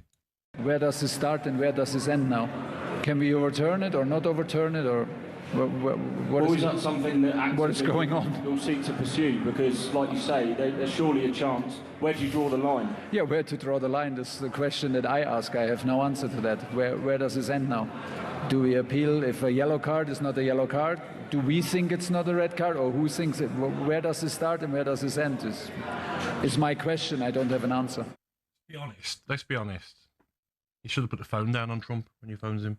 Yeah, but you never would. But when you create a FIFA Peace Prize just specifically for Donald Trump, that suggests that there's a close relationship. The Belgian coach, Rudy Garcia, summed it up amongst many things that he said. We're not defending the national team. We are defending football. And I think he's absolutely right. And in my view, Gianni Infantino cannot continue. His position is untenable. He should quit. You can see the game, can't you? Balogun, goal. You just see it already, can't you? Yeah. He's going to be the difference. Get ready to get that winning feeling with talkSPORT Win. This summer, talkSPORT is bringing you live and official coverage of every game of the FIFA World Cup 2026. And to celebrate, we're giving away £26,000 guaranteed. Go to win.talksport.com to enter now, and you could win 26 grand in your hand, tax-free. Enter now, and you could be the next to get that winning feeling, courtesy of talkSPORT Win. Find out how to enter now at win.talksport.com.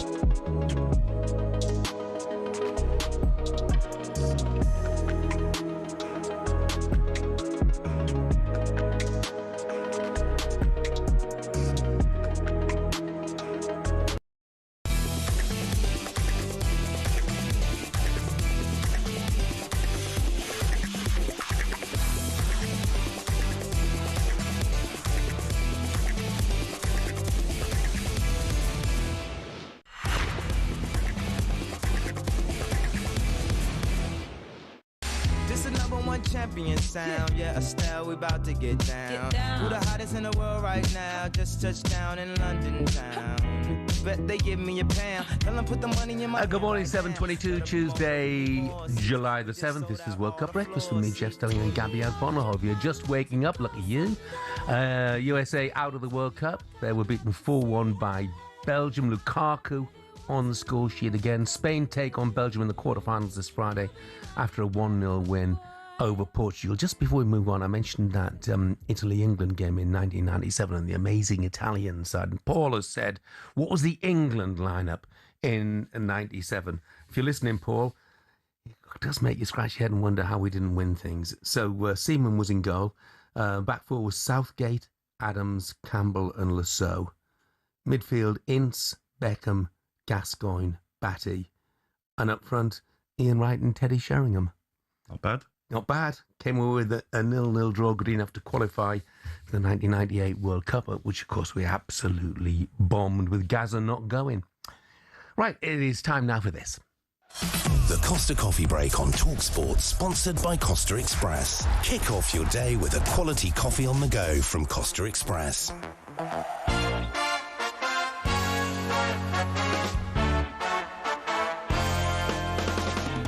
Familiar theme tune, isn't it? We all love Wimbledon, although it's passed almost unnoticed at times this year because of the World Cup. But Laura Kirk-Francis is back with us. I think we know what you're going to talk about, Laura.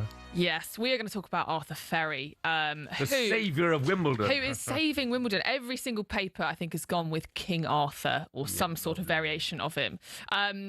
He might be a little bit unknown to a lot of the listeners. So a quick background on Arthur Ferry and kind of where he's come from. He's currently the British number 2, 114 in the world, but he will break into the top 100 regardless of where he ends up in Wimbledon. He's into the quarterfinals. Comes from a really interesting sporting background. So his mum was a former French Open doubles player. So she's a former professional tennis player. Dad, French businessman, president of FC Lorient in Ligue 1. He was born in Sèvres, which is just outside of Paris. Took quite an interesting route into tennis as well. So he went to Stanford University, did a sort of technology degree there, and then swapped across into the ATP. He actually upset the 20th seed last year at Wimbledon. So it's kind of been coming, actually, for Ferry. It feels like he's come out of nowhere, but really, this has been coming. He's the British wild card. Only one other wild card in the men's singles has ever won Wimbledon. Any guesses about who that was 25 years ago? Ooh. Which wild card, not British, which wild card won Wimbledon? First one ever, only one ever, actually. 2001, Goran Ivanisevic. Oh, he was a good player. Yeah, so 25 years ago. So that bodes well for Ferry. And yes, we shouldn't get too carried away with ourselves thinking he's going to win the tournament. No. 480 grand in the bank. You know, it's all his birthdays have come at once, haven't they? Takes his career earnings to over $1 million though, so not money that you'd shake your head at. We have to look at the performance and look at who he's got next. I think the player he's playing next, he's already beat once. Yeah, he has. Different. He is also coming off the back, Bolly, of the French Open, lost in the final. So certainly a considerable competitor. He's not great on grass though. But that's the difference. That is the difference. Yeah, exactly. Watching it yesterday though, Laura. I mean, like, you're impressed, weren't you? Yeah, just the determination. The crowd helped him. He fed from the crowd. Every big shot, he's got the love off the crowd as well, and he looked just determined. Yeah. He was going to get through that time. Yeah, I think we needed this for Wimbledon, Jeff. As to your point, I think we are struggling with tennis at the moment in this kind of post Nadal era, post Federer Nadal. This rivalry between Djokovic, Sinner, and Alcaraz. It's not quite captured. But Djokovic and now Ferry are the only real highlights for me of Wimbledon this year. You're not a Sinner fan, Jeff. You're not. No. Why not? He doesn't have the charisma that the others have. Yeah. You know, I mean, that's all. He's a brilliant player, but, you know, not as charismatic as Djokovic, for example. And he may become, you know, in years to come. The thing about Ferry that I loved, not just yesterday, actually, but in the entire tournament, he's a street fighter. And you look at his background and you think, he's not going to be a street fighter. Because, you know, that £480,000 doesn't matter to him and his family, to be brutally honest. They're a very, very wealthy family. But he doesn't let that affect him. It's all about winning for him. That's what matters. And that's what I absolutely loved. And if we're going to talk tennis, and I know it's about Arthur Ferry and things, I just want to mention the fella he beat, Grigor Dimitrov. What a sportsman. What a performer he is. He was 2 sets up against Sinner last year when he had to retire with a muscular injury. I think he had to retire the year before as well, yet he could not have been more magnanimous. And I absolutely loved that yesterday. But Ferry, fantastic. Not impossible. It's one of those matches as well, the games that you was just gripped. Yeah. You know, watching it like, you know, he's gone down again in a set, but he didn't give up, Ferry. He just, like, any shot that, like, a winner, he just celebrated it and like, yes, okay, I'm back. Then lose the next point, then win the next point and celebrate hard with the fans. I loved it. Did you turn over for the start of the football, the Spain-Portugal I watched game? both. Did you? You're double screening it? Both. Yeah, so I watched the tennis. I had a hotel and I watched the first 20 minutes of the Portugal game on BBC iPlayer on my phone. And then on the TV, I was still watching the tennis. Oh, does it inspire you to pick up a racket, Gabby? Watching Arthur Ferry? 100%. Yeah. I'm a top paddle player. Are you? Yeah, so I'm one of the greats. Are you really? Of Birmingham in paddle, so, you know, maybe I'll go and play a bit. You switched to tennis. Yeah. Fair enough. On the women's side, again, I don't know whether this is good or bad, Jeff. We will have the 10th different Wimbledon women's singles champion this year. It's been a really interesting decade for women's tennis. After sort of post-Serena, post-Venus, we haven't really had a consistent winner, even with Iga Swiatek, Sabalenka, who is really struggling at the moment. That's back-to-back, crashing out of Grand Slams. Is it good that we've got another different Wimbledon singles team? I'm not sure it is. I think sport needs its greats. You know, you mentioned a moment or two ago the Federer, Murray, Djokovic, Nadal era, great players. Billie Jean King, you know, going back in my generation, one of the all-time greats. She was there watching yesterday. Every sport needs its greats. The people that we talk about, you know, my generation from athletics, it was Cohen Avett, and perhaps Cristiano Ronaldo and Lionel Messi. Every sport needs its greats, and I don't feel that women's tennis if you're has a women's got that tennis at the moment. player and you're a young one coming through, you're like, okay, there's an opportunity here. Absolutely, There's not someone dominating where like, oh, I'm never going to win Wimbledon, never going to win the US Open or French Open. So that side, it gives you a chance, doesn't it? I'd love to see Naomi Osaka win Wimbledon. I think she is probably one of the bigger names. Really good. Yeah, I'd love to see that. I think that would be huge for Wimbledon. But again, it's been difficult not having that rivalry in women's tennis. But it's quarterfinals day, so if you are interested in watching, Djokovic plays today, Sinner as well, and Coco Gauff in the women's side. Will you be favourite Ferry next or not? No, probably not. Kamali is the guy's ninth seeded, seed, isn't he? Yeah, So- exactly. But you just never know. And as But you he's said- not used to playing on grass. That's the big thing. And I think Ferry's game, when he mixes it up, it is certainly suited to grass. That's for sure. Exactly. Laura, thank you very much Thank indeed. you, Laura. And that was all thanks to Costa Express. Gareth in Derbyshire says, I went to that game in Rome in 97. Ian Wright almost scored late on. Fantastic night. Also, I bought a ski jacket, which I still wear every winter. Come on, Gareth, you tight so-and-so. Go and buy a new one, pal. Coming up, we'll turn our attention to tonight's football. Argentina take on Egypt. Colombia against Switzerland, both live on talkSPORT. Will bring you more reaction to the USA and Portugal both being knocked out last night as well. This is the World Cup Breakfast Show. The Costa Coffee Break on talkSPORT, sponsored by Costa Express. Kick off your day with a quality coffee on the go from Costa Express.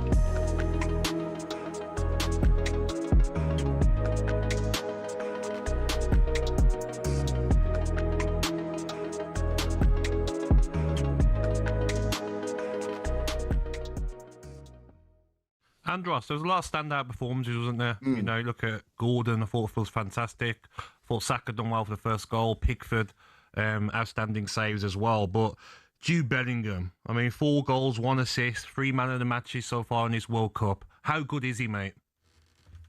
I think so far this tournament we've seen an energetic Jude Bellingham. He hasn't been at his majestic best with the ball, but this morning, last night, he was amazing. The way he was jinking past defenders with his trickery, wiggling out of 2 or 3 players. It really was one of the best players in Europe. It really was a really top performance. But for me, the man of the match was Anthony Gordon. I know he's had his criticism, but that energy and intensity he brought in and out of possession, I don't think England really needed it because we didn't have it with the altitude. Not many players had that energy. So to see Anthony Gordon closing down people, especially for the second goal, when he got England up the pitch, his 1v1s, he was dominating them. His delivery was good. It was really pleasing to see.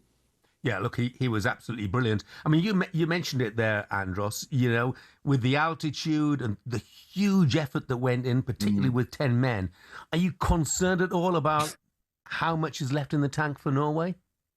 To be honest, I think we need to just enjoy this. Let us enjoy this for 24 hours. Let the boys rest and recover, and then we can start thinking about Norway. But they also had a tough game against Brazil a few hours before, so it's not like they had 24 hours or 48 hours longer to rest like Mexico did coming into this game. So I think both teams will be feeling it. It's been a long old. When you think about some of the stadiums that have hosted games in the World Cup, sometimes it's hard not to be completely overawed. But what's the biggest? One thing we have to be clear about is that older stadiums will have had higher capacities when it was standing only. A good example of this is the old Wembley. For the final in '66, the capacity was 125,000. But that was later reduced to 100 when it was converted into an all-seater in 1990. Another example is this, Mexico City's Estadio Azteca. Back in '86, it's estimated around 115,000 people watched Argentina beat West Germany to win their second World Cup. Essential modernisation so it could be used in the 2026 tournament reduced it to 83,000. You can't talk about old stadiums with high capacities without mentioning Brazil's Maracanã. Some say the jewel in football's crown. In the 2014 World Cup, its capacity stood at just under 79,000. But back in 1950, well, it wasn't official, but estimates believe 210,000 people came to this place for a winner-takes-all match between Brazil and Uruguay. That's still the world record attendance for a live football match, and let's be honest, it's not likely to be beaten anytime soon.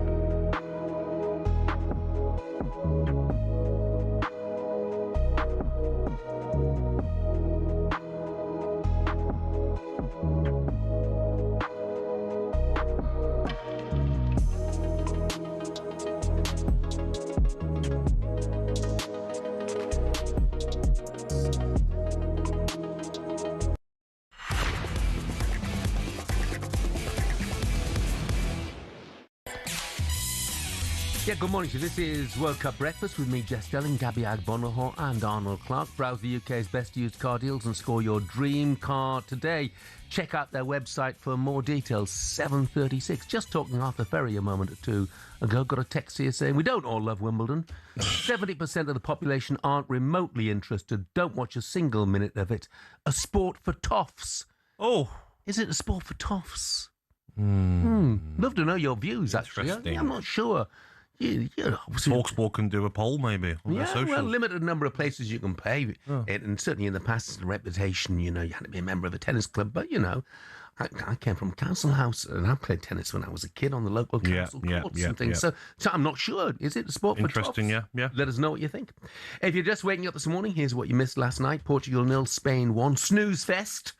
But a fine goal from Mikel Merino had just come on as a substitute, clinching it for Spain in what was Cristiano Ronaldo's final World Cup appearance.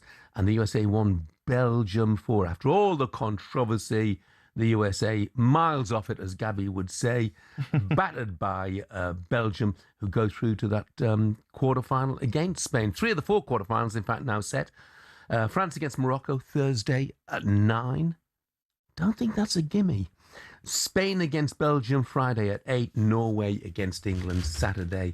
It's against that stage, though, Jeff, for me, where I'm like, oh, we're running out of games now. Because I really enjoyed this World Cup. You know, like it's every 4 years you've got to wait. And before you know it, it's going to be the semis, then the final. Then we got that gap before the Premier League starts.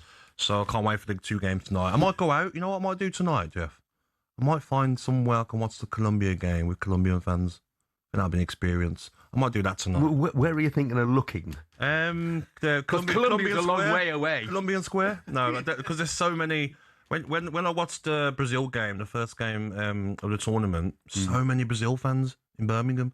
They come out of the woodwork, don't they? There'll be loads of Colombian fans. But what if they lose? Then I'll sneak out the back door. Jump in, in a taxi. Do you think we'll mention France? We're going to talk about tonight's game some money. France, Morocco. Do you think that's a gimme? No, for France? not at all. Do I think France will win? Yes, I do. Could it be extra time? Maybe. But I look at the tournament so far for Morocco. I mean, what they're doing for the nation of Africa is tremendous. Hakimi, top player. Bouadi as well in that midfield. Just saying about the centre forward getting injured, hamstring injury. We don't know his availability for next game, but they'll know each other well as well, Jeff, France and Morocco. But with the front line of France, I mean, to bring Shirky on for the last 10 minutes, to give him a run out, it shows how good they are. All right, tonight, Messi's Argentina take on Egypt. It's Switzerland against Colombia, both live on talkSPORT. Will the great man carry on his incredible tournament tonight? Messi in the D. There's the hat-trick for Lionel Messi. Great man's going to take some catching. He's the man who takes the free kicks. He's the man who takes the penalties. He's the man who scores all types of goals. By the way, he was voted best player in Qatar, yeah? He's playing better today than he did then. Ball in towards Messi. Oh! How on earth has he squeezed that in? Messi doesn't come into that because, in my opinion, he plays a different sport. He's 2-3 seconds ahead of everyone. I love watching him go. I could watch him all day. Let's get more on this now. Let's bring in the Argentina former Premier League player, Julio Arca. Morning to you, Julio. Morning, Julio. Morning, lads. How are we doing? Yeah, doing great. Thanks, mate. And Argentina, well, I would love to say it was a cruise through. It was tough against Cape Verde, but obviously they've beaten Jordan and Austria and Algeria as well. Are they too dependent on Messi, Julio? Well, if you have to be honest, obviously, you know what Messi can bring to the team, and he's been a key player. Even now at 39 years old, people expecting him to be a bit slower, not scoring as many goals as before. And he showed to everyone that he can still do what he done last World Cup. So having him obviously in the team is incredible. You know, we're still enjoying every minute he play. People start talking about how he can play another World Cup and stuff like that. So it's crazy, but he's in a different level, even at 39. Julio, I don't know what Messi has done to me, but obviously his whole career I've watched and been the biggest fan of his. The last World Cup, once we went out, I was obviously a Messi fan. I wanted Argentina to win the World Cup. But even when he scores now, mate, I'm just sat there smiling at the TV, happy. I don't know what spell he's got on me, mate, but definitely a Messi fan tonight as well. Yeah, I mean, it's a lot of people that become a Messi fan because, the kind of person he is as well. He's very humble lad, knowing that he's the best player in the world. But the main thing is, like, he still got that hunger of trying to, like, win another title, even that he won everything on his personal career and for the national team. But I still got that hunger of, like, can I win another one? So that's obviously what made people exciting, seeing him chasing defenders, trying to, like, tackle someone to get the ball back. So obviously motivate his teammates as well. Well, look, from a personal point of view, Julio, I am delighted that Argentina have made such good progress so far because I backed them to win the whole kit and caboodle. Get 10-1, by the way, before the tournament started, which I thought was pretty good value. But what have you made of their World Cup, their performances so far in general? I think the first 3 performances were okay. Probably the last 2 in the group were a bit bad. And the last game against Cape Verde, they look a bit tired. I'm pretty sure we're probably going to see at least, if I'm not wrong, a couple of changes in the team today. I know Cape Verde done well. And they worked really, really hard on the game. But I believe it might be 1 or 2 changes today. I look at the bench against Cape Verde and Simeone, Senesi, Nico Paz, Paredes and Alvarez. Alvarez was one of the star players at the last World Cup in Qatar. When do you think his World Cup will start? Do you think he could have a big say in Argentina winning this World Cup? I think this afternoon could be the game that he starts. I think also Paredes in midfield, is a big presence in the team and he can, have a good distribution of the ball. He can possibly start as well. I won't be surprised if it's any, 1 or 2 more changes in the team. Could be looking at, and look, we're jumping ahead a bit, Julio, but we could be looking at an England-Argentina semi-final. Well, that would be a fantastic occasion, wouldn't it? I knew you were going to go there. I mean, yes. If you want a big game in the World Cup, obviously, I don't think you can get any bigger than Argentina, England. So, saying that, obviously, Argentina have, possibly 2 more games to play. And obviously, England got Norway ahead. So, will be fantastic, yes. But, we have to go step by step. Brilliant. Julio, are you still in the Northeast? Still here, chef, believe it or not. Yeah, good lad, good lad. Still got that twang of a Geordie accent there as well, mate. Julio, great to talk to you, mate. Thank you. Have a great day, lads. Yeah, take care. See you later. Mate. Bye-bye. Remember Messi's Argentina against Salah's Egypt. 5 p.m. this afternoon. It is live on talkSPORT. Couple of interesting privilege, isn't it, though? What's that? Just a privilege to still see Messi like tonight. 5 p.m. kickoff. You're like, I get to watch Messi again. Make the most of it, everybody. I thought the fact that he was now, playing his football in the States, I thought that would take the edge off him. I think everybody did, but it just hasn't. And he's that sort of player that he doesn't have to sprint around and press. Look at his goal against Cape Verde. Little movement, goal, finish. Yeah. That's what he's in the team to do. He's brilliant. Legendary. Brilliant. Albert says, morning, tennis is a middle-class sport, like gilets, avocado and hummus. Once you like it, irrelevant of your social background, you are becoming middle class. That's Albert, who lives in middle-class High Wycombe. Do you like gilets, avocado and hummus? I do like hummus, but maybe only since I started playing football. I got the joys to enjoy it. You middle-class co-presenter. Yes. Until 19, Jeff, my debut, I wasn't having any hummus. Yeah. There was no tennis. There was no avocado. It was beans on toast for me. Steve says, Gabby boy, if you want to watch the game with Colombian fans, get yourself down to Elephant and Castle by the train station. Hope you got some salsa moves for it. What's that? Let me write that down. Elephant and Castle by the train station. Any free drinks and food by chance? Still to come on breakfast. Superstar Breakfast preview on talkSPORT with Travis Perkins. Go big on landscaping with Travis Perkins. Find everything you need at travisperkins.co.uk. I always wondered why Elephant and Castle is called Elephant and Castle. Let's do it, guys. Because there's no castle, and I've never seen any elephants. Well, anyway. Spain put their quarter-final spot. We'll be talking to the Spanish football coach, Pep Clotet, a little later on. Clotet also gave Jude Bellingham his pro debut at Birmingham City. Could he foresee what he would go on to achieve? Up next, though, oh no, we take a closer look at Gianni Infantino. I said yesterday he needs to resign. How likely is it that Infantino leaves his post? We'll discuss it next. That was our breakfast preview with Travis Perkins. Superstar Breakfast Preview on talkSPORT with Travis Perkins. From fence panels to decking or paving packs to topsoil, Travis Perkins has all your landscaping needs covered.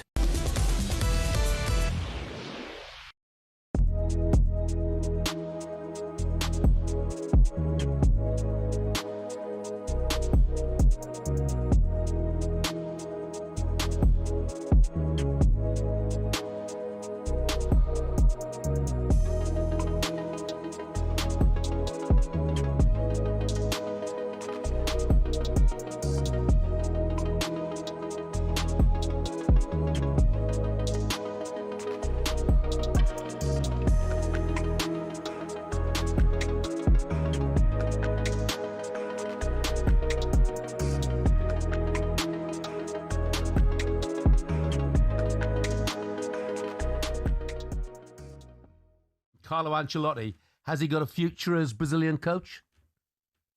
Oh, yeah, definitely. I think so. I think it's very much within Brazilian culture to the minute things don't go well to ask for the coach's head.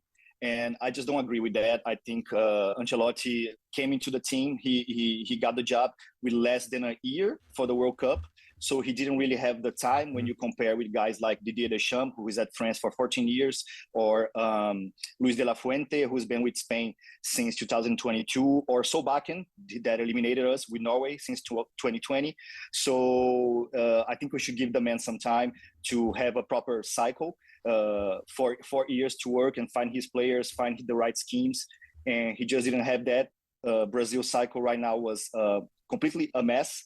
So no, I don't think we should call for his head. I think he definitely has a future with Endrick and Steven and all the young players, Ryan, all the young players that Brazil's got coming up.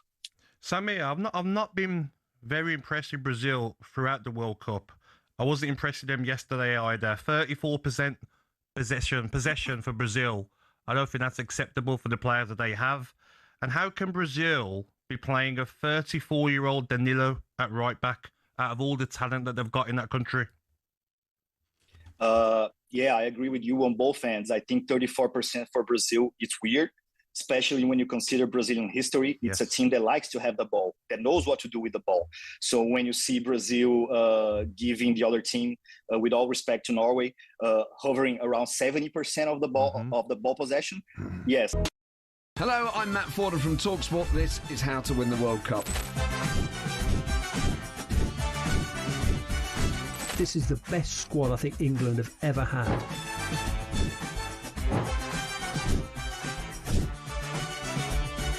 He used to love America, now he doesn't. It's very sad. It was so important to succeed because of all the pressure we received. Don't jump for this one, I'm going to knock his head off. Warning, this podcast does not guarantee England will actually win anything.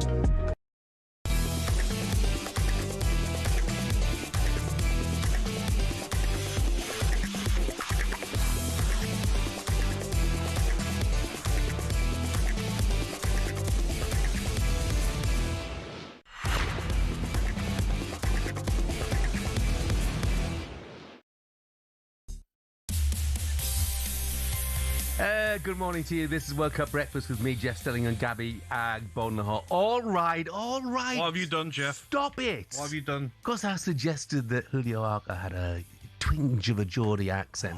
And everybody in Sunderland's battering me now. He played more for the Borough than Sunderland, by the way. More for the Borough than Sunderland. He ain't got a Borough accent, I have to be honest with that. You haven't got any gigs in Sunderland coming up, have you, Jeff? I love Sunderland. I love it. So, yes. They'll forgive you. And by the way, we're talking about Elephant and Castle, and I said there's no castle and no elephants. And Stan in Burnley says Elephant Castle is named after the badge of the local knife makers. Ooh, I'm not sure that's a good thing in this day and age. Cheers. Castle for strength and elephant for the ivory handles. Headlines Tuesday morning, final games Portugal boss Roberto Martinez defended his side's performance, labelling it their best. I have to read this twice. Their best of the tournament. You think he'd get a job back in England, Martinez? Oof. I doubt it. No, I'm not so sure. Yeah, I'm not sure. There was talk about Celtic, wasn't there? Last season, maybe. Yeah. But obviously, Martin O'Neill's carrying on. Yeah. Mauricio Pochettino furious with his side's performance. As the USA were thrashed 4-1 by Belgium in Seattle, he said his side completely failed to turn up. More on those games. Check out the World Cup Daily podcast. Now, FIFA President Gianni Infantino is facing a massive integrity crisis. Sure, he doesn't see it that way. After following Balogun's World Cup suspension was overturned after personal intervention from the US president. UEFA have accused FIFA of crossing a red line in making an incomprehensible and unjustifiable decision to overturn Balogun's ban. For more on this, let's bring in talkSPORT's Max Scott. Morning, Max. Morning, Jeff. Yeah, the chorus of voices calling for Infantino to resign is growing. You, of course, were incredibly strong, and I must say I completely agree with your assessment of it yesterday. And interestingly, I asked AI who are the most notable people in the world that have called for Infantino to resign, just to get a bit of a flavour, make sure I've got everyone. Number one on that list, talkSPORT host Jeff Stelling. Oh, really? Whoa. So, Jeff, you're leading the charge for Infantino to resign. Of course, this is after Donald Trump himself admitted in broad daylight that he personally requested for the Balogun ban to be looked into. Here's how it sounded. All I did, I asked for a review because I didn't think it was a foul. And, again, I'm good at this stuff. I didn't think it was a foul. I thought it was two great athletes that crashed into each other and got entangled. That was not a guy punching somebody in the face. How would you feel if I took, we take Messi out? Look, he ran into somebody. Or we took Ronaldo. Ronaldo, you bunked into somebody, we're going to take you out of a game. He's great. Well, Harry Kane, we're going to take you out of the game, Harry, because you happen to hit somebody a little bit harder than... You can't do that. So there is Donald Trump like a bull in a china shop. And in talking about this so brazenly, he's probably not done his mate Gianni Infantino any favours at all. Just another side thing from that clip. He says, I'm good at this, I know a lot about sport. And then a little bit later in the clip, says he didn't realise that red cards lead to a one-match ban. No. So he clearly doesn't. Anyone in the face, was it a foul? I mean, what are the reactions from Infantino? I wrote this down. After the Trump intervention, he said, I regularly discuss matters related to the World Cup with the president, just as I receive calls from the heads of state, government officials and business executives from all around the world on many different issues. Talk about delusions of grandeur. Yeah. Of course, Gianni, you're on the phone to world leaders every day, aren't you? God help us. So this situation has clearly angered not just you, Jeff, but it's angered people all over the world. So the question is, how on earth can Gianni Infantino be deposed? What needs to happen? Well, there are three options, really. The first is that he resigns. Now, as we know, that's not going to happen because people with power like to cling to it. There isn't a chance. He clearly loves seeing himself as this sort of political, sort of mafioso expert, whatever it is. So that's not going to happen. The second thing is that there could be an executive dismissal via the ethics committee. So a FIFA official could lodge a formal complaint. It could be investigated and he could be given a sanction, whether that's a fine, a ban or a lifetime ban. Now, if an independent panel has supposedly decided to induce this Article 27 that no one had ever heard of and reinstate Balogun, that's probably not going to happen. The third is an election. Now, Gianni Infantino, his tenure comes to an end in 2027. As it stands, he says he wants to stand again and is not challenged whatsoever. There are 211 countries in 211 FIFA countries. To win an election, you need 106. Now, earlier this year, CONMEBOL, who have 10 countries, the Confederation of African Football have 54, and then Asian Football Confederation, all of them unanimously said they would back Infantino. So as it stands, that's 111 votes. He's not going to be challenged. No.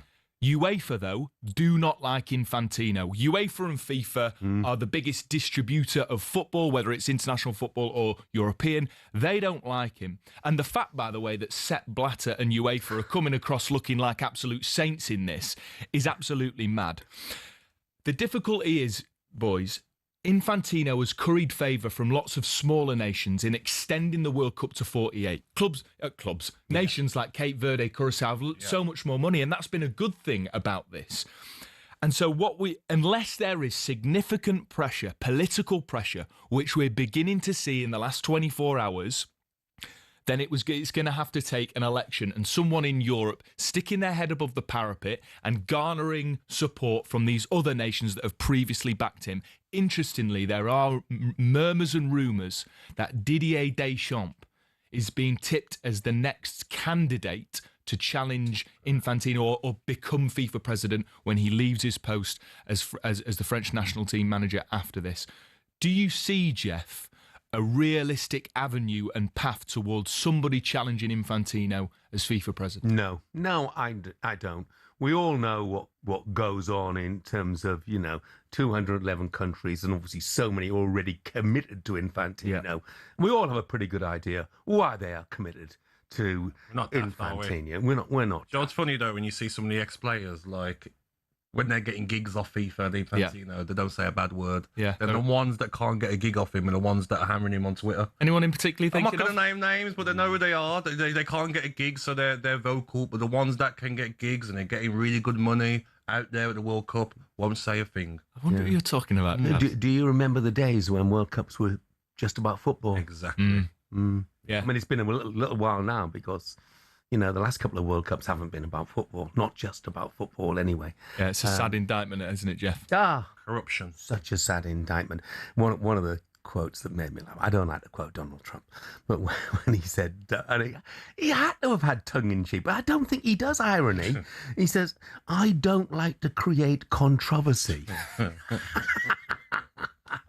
Oh, God. Incredible. Coming up, we turn our attention back to the football last night. Max, thank you very much indeed.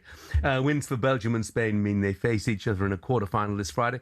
Are Spain still the force that we saw win the Euros? We'll discuss that next.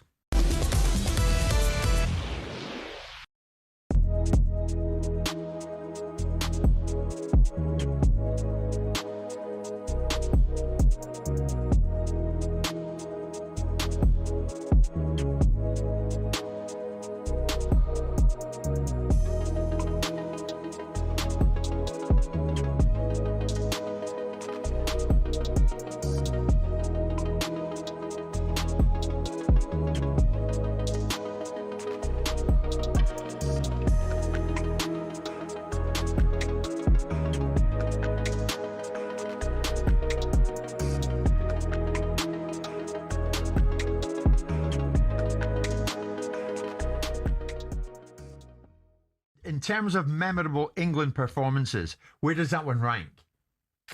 Well, listen, because it's a World Cup and because there's so much expectation and because people know that they brought in Thomas Tuchel to win the World Cup, because Gareth Southgate created a legacy of teams that have been in tournaments that have gone deep now, and the English disease of not qualifying for tournaments, or when we get there not being very good at them, has sort of been slain, albeit we know that we weren't good in the Euros, but we still got to a bloody final. So the idea that the feeling about English football internationally now is on a different scale. So I think it ranks up there. I mean, you've got to factor in the opposition. You have to factor in the opposition. I know that people will say that the Mexicans have never been beaten or been beaten in that stadium twice in 60 years. Yeah. But the opposition they play against ain't that great. No. But you can only beat what's in front of you, and England should be taking every last ounce of plaudits out of this. Are you in the Martin Samuel camp? In the Times, Martin saying, this was without doubt one of the greatest performances in England's World Cup history. This century at least, maybe all the way back to 1966, it's hard to put any one result ahead of it. I mean, I'm slightly different from Martin Samuel. If I say something, I can debate it with people, not have to worry about going to a studio because I don't want to go in and debate it with them. So I have a different view on what I do and say and what I don't write. But I think there's a lot to be said for that. Yeah, I mean, look, we are very jingoistic at times. We're very prone to getting ourselves into situations where we say things that, that subsequently we wish we hadn't said. But you look at it and you think of the performances in recent times, and I've been in the position of saying, who have we beaten that we shouldn't beat? Now, I think we should have beat the Mexicans. So I'm not trying to be a miserable sod. I think we should beat them. The only thing that would have beaten us was the occasion and the expectation and the altitude. The altitude didn't play any factor, did it? No. We managed our way. In 1994, FIFA looked at the United States and said, yes, this is the perfect place for a World Cup. To the average US sports fan, a 0-0 draw sounded less like a sporting event and more like a coding error. The greatest show on earth coming to town would soon change that. Because it was America, they didn't just host the World Cup, they supersized it. The opening ceremony was like a Super Bowl halftime show and saw Diana Ross miss a penalty from 6 yards out, wide of a goal designed to collapse as the ball hit the net. Despite the miss, the goal collapsed anyway. Classic Hollywood. When the matches started, something weird happened. Americans actually showed up. Sure, half the crowd were probably wondering when the quarterbacks were coming on, but the energy was infectious. The cultural mashup was glorious. International fans arrived expecting traditional football fare and found stadiums pumping out star-spangled scoff snacks. For the US, nothing said the beautiful game quite like a processed platter. And the heat. Games were played in blistering midday sun to please European TV audiences. Players were practically melting on the pitch, while fans in the stands were getting sunburns shaped like replica jerseys. Can you imagine the tan lines if England were there? Nightmare. On the pitch, we got pure theatre. Babetto's baby rocking celebration, Maradona's last international hurrah, and ultimately a final that ended in the most American way possible, a dramatic shootout, with Baggio launching his penalty straight into the California stratosphere. To this day, 1994 remains the most attended World Cup in history. The total for the 52 games, 3.5 million. That's an average of 68,000 per game. America didn't just survive the invasion of a foreign sport, it birthed Major League Soccer because of it. Beckham, Messi, they don't go if it wasn't for USA 94. Turns out all it took to hook the States on the world's game was a little bit of 90s magic and a whole lot of nacho cheese.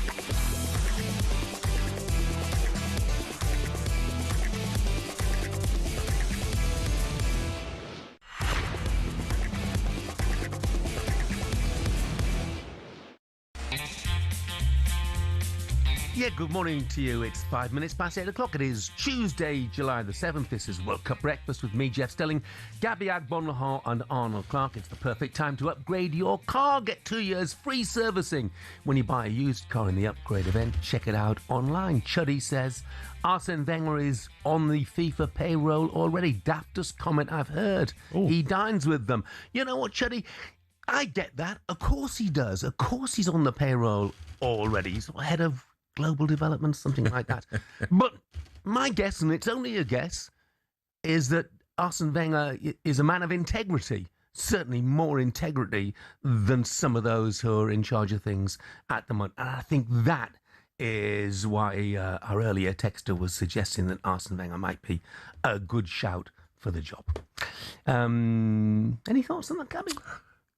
I think he would be a lot more integrity he would have, Jeff, of course, but I just can't see it happening, mate. I just think Infantino is just going to continue because of what he's doing behind the scenes for these countries, for these ex-players, like I says. There's going to be no change, mate. And a lot of the smaller nations are going to back them because they see a 64-team World Cup very much on the horizon. Exactly. On the way through this morning, Belgium into the last 8 of the World Cup. They dumped out co-hosts USA.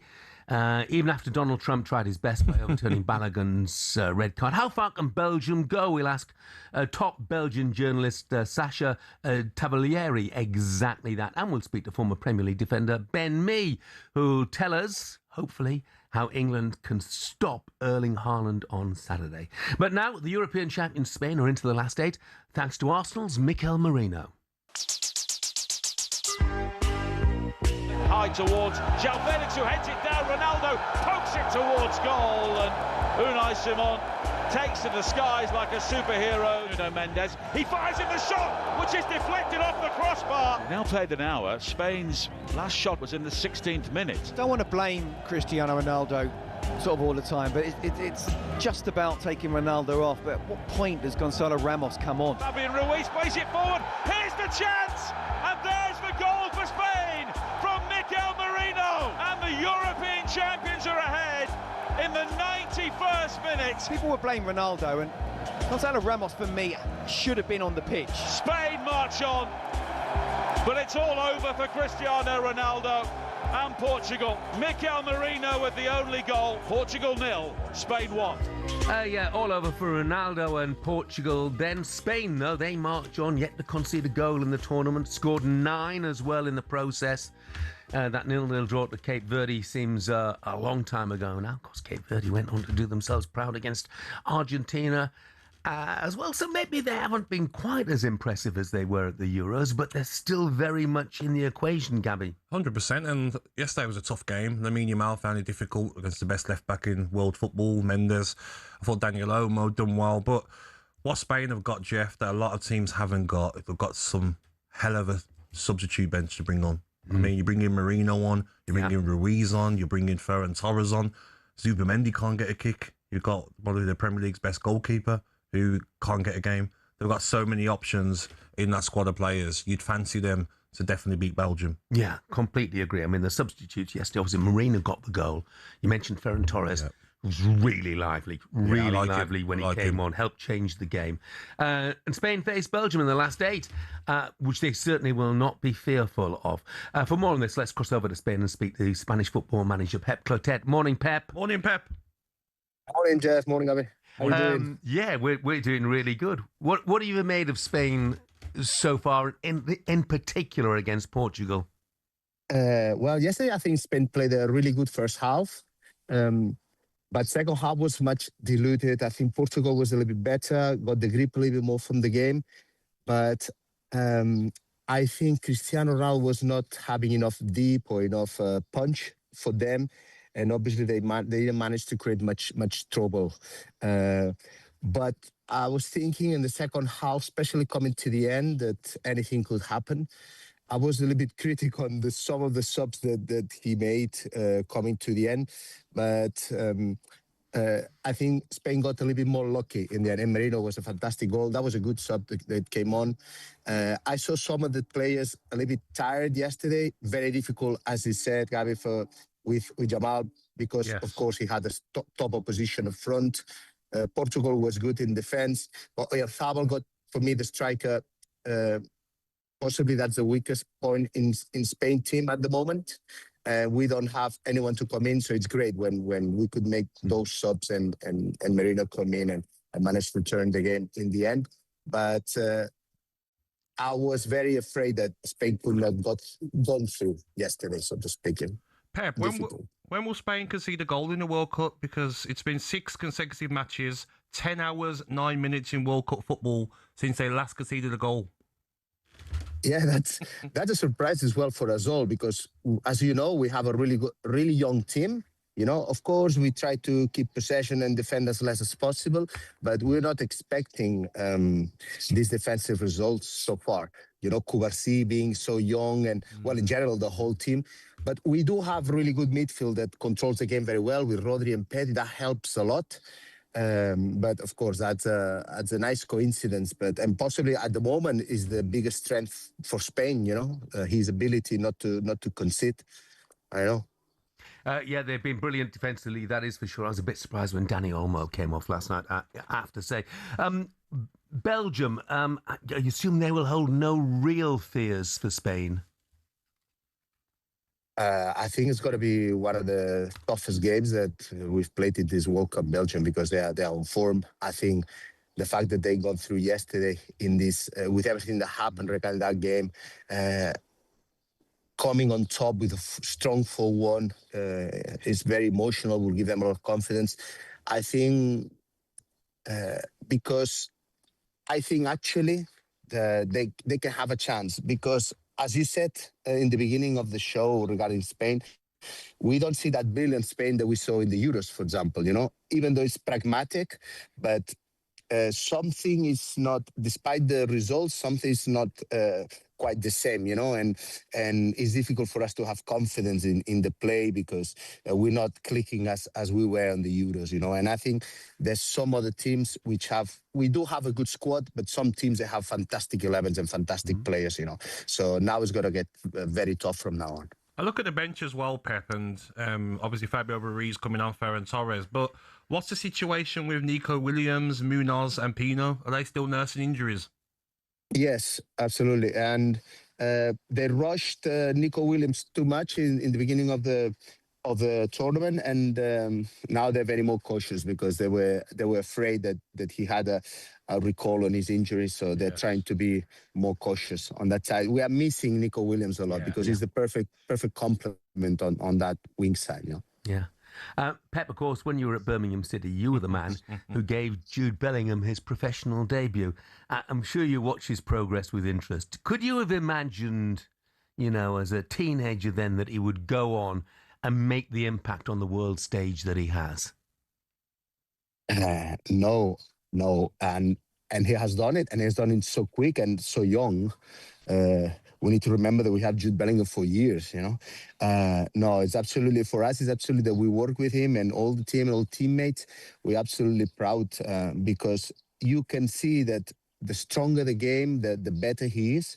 And as the years go by, I think he will have even more leadership, more trust, more confidence in his ability when it comes to the England team, and it's absolutely what he's achieving. You know, the other day the game was fantastic, not only for the goals but for the performance that he managed to put. Actually, I think he's got four MVPs out of 5, right, on the games, so to speak. So that's tremendous, you know, tremendous as a player. For me, it's one of the, if not the best player in the tournament at the moment, seriously. Pep, what's it like in Spain with players that show charisma, show that they want to be the best player and they want to succeed? Because in this country, we like to bring our players down. We had a lot of journalists in recent months saying Bellingham shouldn't be at the tournament. You know, he's disruptive, his attitude. But you should lift your player, shouldn't you, and be happy that you've got a character like Bellingham and a tremendous player? Yeah, I agree with you. You know, it's this aura of socialism around the world, you know, that tries to keep everyone like this. But we need to remember that football is a team sport, but as in life, we need to value the individual as well, you know, because we are here living our own lives, doing our best, you know, and you touched by football like Jude Bellingham, how can we bring him down? You know? Exactly. And who can bring him down, you know? only himself or the players at his level should bring him down. I think we should respect the individual, especially when he puts himself on the service of the team like he's doing. Pep, brilliant. Thanks so much for joining us. Yeah, thank you. Thank you again. Thank you. Have a good day. Thank you. Spanish football manager Pep Clotet there. Johnny Laguna has poked the hornet's nest with a suggestion that Arsene Wenger should be in charge of FIFA. Stephen Surreyhill says, Wenger in integrity? I don't think so. Just silence from him when he should be calling Infantino out. And Andy and Franny have both said Arsene Wenger wants the World Cup every 2 years. Why would you want him in charge of FIFA? Behave yourselves. So Infantino's going nowhere. No, I fear you're absolutely right. 8:16 coming up, we'll bring you the best reaction to England's sensational win over Mexico, and also Gabby will tell everyone how to deal with another English heatwave.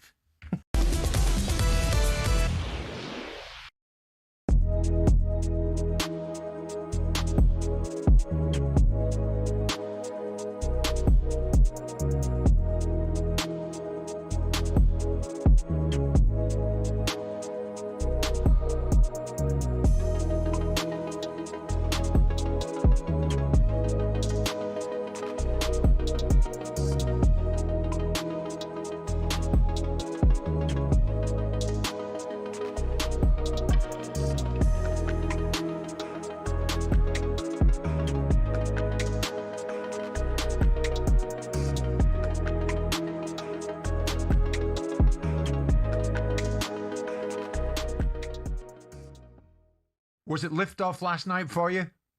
Yeah, but I've enjoyed the tournament in its entirety. Like, we've got no right to just expect us to dominate teams from start to finish, not concede chances or goals. But I'm always of the opinion you start the tournament expecting them to win, then you'll enjoy every single game when we inevitably don't win a game and get knocked out. I just can't understand, and this gets to my main point.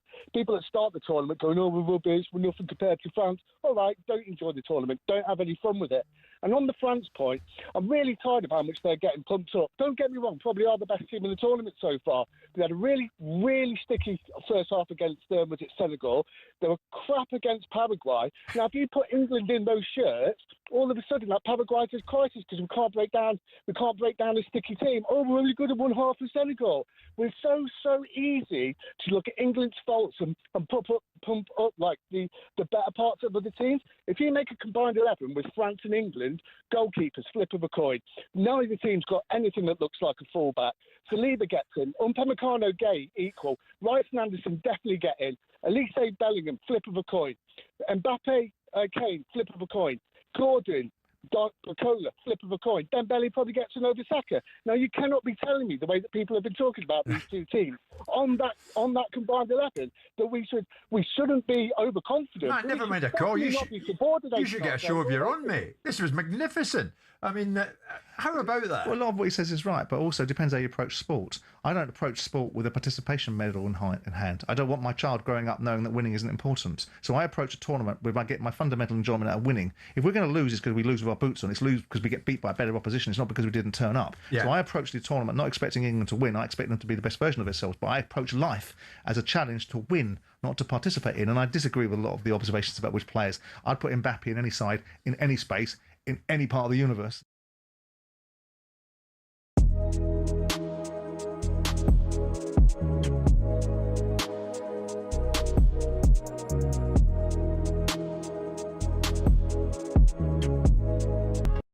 Hello, I'm Matt Forden from talkSPORT. This is How to Win the World Cup.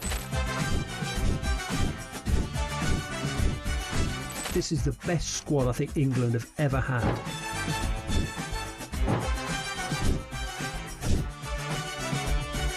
He used to love America, now he doesn't. It's very sad. It was so important to succeed because of all the pressure we received. Don't jump for this one, I'm going to knock his head off. Warning, this podcast does not guarantee England will actually win anything.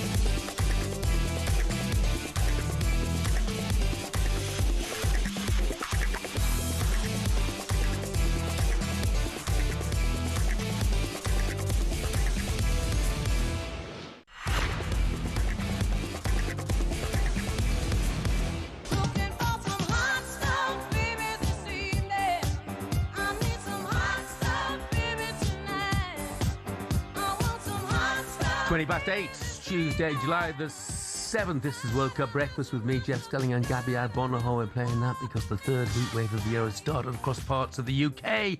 Temperatures expected to rise up to 34 degrees. No.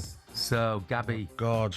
Yeah. Oh, my God. What are we going to do, Jeff? Well, what are you going to do? How should we keep our cool? You got to be very careful. Don't leave the house without sunscreen on. Make sure you take water, cold water. If you can get ice in your flask of water, make sure you take ice in it as well. Make sure you stay in the shade. Make sure you keep breathing properly, and make sure not too much sun. Be very careful because we don't want no casualties. Okay. I'm just reading. I don't know where these tips come from. Some of the tips to keep cool during this period: open the windows on the opposite side of the house to encourage airflow. In the heat of the day, it's best to keep your windows shut and blinds and curtains closed. Yeah, close it all. Ovens and cookers emit a lot of heat into the home during and after they use.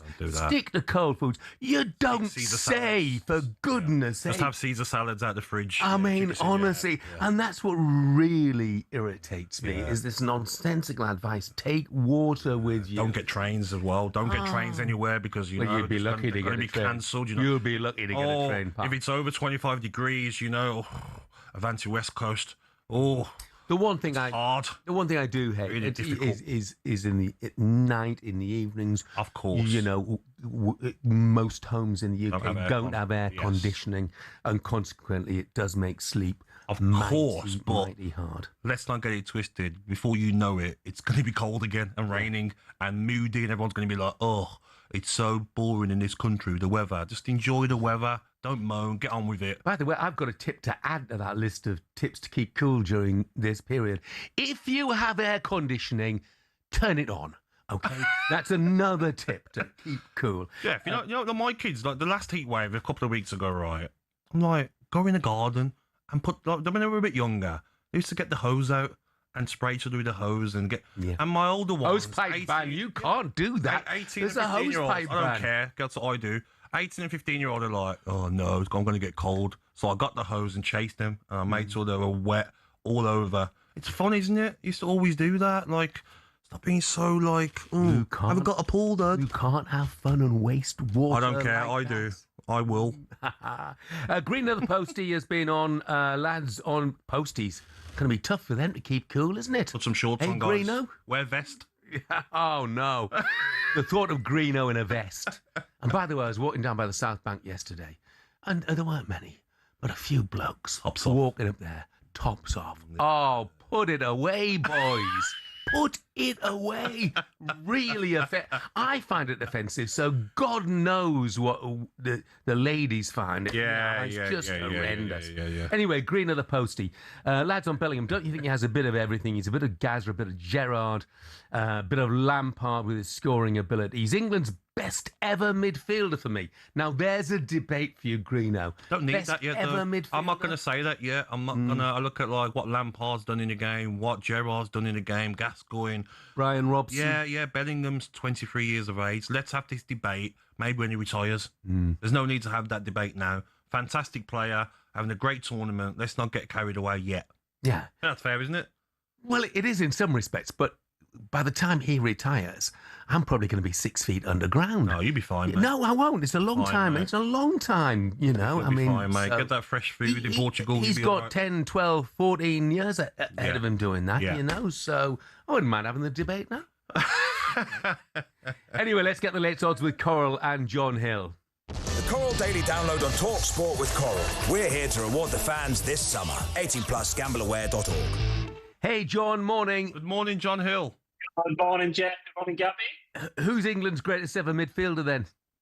Well, I Gabby spot on as he always is. I think we're a bit early with the Bellingham debate. Really. Let's just enjoy him. Exactly. But we've had some great midfielders, haven't we? You remember we having Scholes, Gerrard, Lampard at the same time. Can I get him in the team? Does one of them have to play on the left? Playing players out of position all those years. But that's some great ones. But this lad is special. There's no doubt about it. And when I go back, the generation of Alan Ball, things like that, just a phenomenal player. Look, let's get some odds, shall we? What are the latest outright odds? I mean, Spain through, but pretty unimpressive last night. Have they impressed the bookmakers at all, John? little bit, actually. They've shortened to 4-1. I think we probably overreacted a little bit with Spain, Jeff, early in the tournament. Obviously, that draw against Cape Verde, everyone was saying, one of the shots of the tournament, but it was only a group stage game. We saw 4 years ago with Argentina when they lost to Saudi Arabia. You can overcome a slow start and win this tournament. So they're now 4-1. They went out to as big as 8-1 at one stage, Spain, which looks massive now, doesn't it? So Spain's second favourites at 4-1, not conceded a goal in this tournament. That's for one positive. Incredible. You have to applaud that, don't you? That's very impressive. So they're just behind France. France are favourites at 7-4. It's Argentina 9-2 tonight. Obviously, in action will come on to. Then England at 5-1, and then it's 16-1 Norway, Colombia 20-1. So effectively, the betting saying this is a 4-horse race between France, Spain, Argentina, and England. That could be the final 4 teams as well, and that would be a cracking lineup for the semi-finals. Yeah, it would. What about tonight's games, mate? What can you give me on Argentina and Colombia to qualify? To qualify, well, Argentina are the shortest of the two, Gabby. Yes. They're very short, actually. 1-7 to beat Egypt. Egypt 4-1 to pull off an upset tomorrow. It would be a big upset. And then in the Colombia-Switzerland game, I really like the chance of Colombia, actually. I think they're a good side. And they're 4-6 to beat the European side, Switzerland 5-4. So, the South American sides are favourites. Obviously, Argentina, firm favourites early doors at 5 o'clock to get through. Yeah, just very, very briefly, John, because the line's not absolutely great. What price is Arthur Ferry to win Wimbledon? And what price was he at the start of the tournament? Well, incredible run, this is, isn't it, really? He's the only British, obviously, men's player still in the draw. It was 5-1 at the start of the tournament before a racket was taken out of the bag. He's now 33-1, Arthur. So, tremendous run. It was a great epic yesterday, wasn't it, on centre court against Grigor Dimitrov. 5 sets.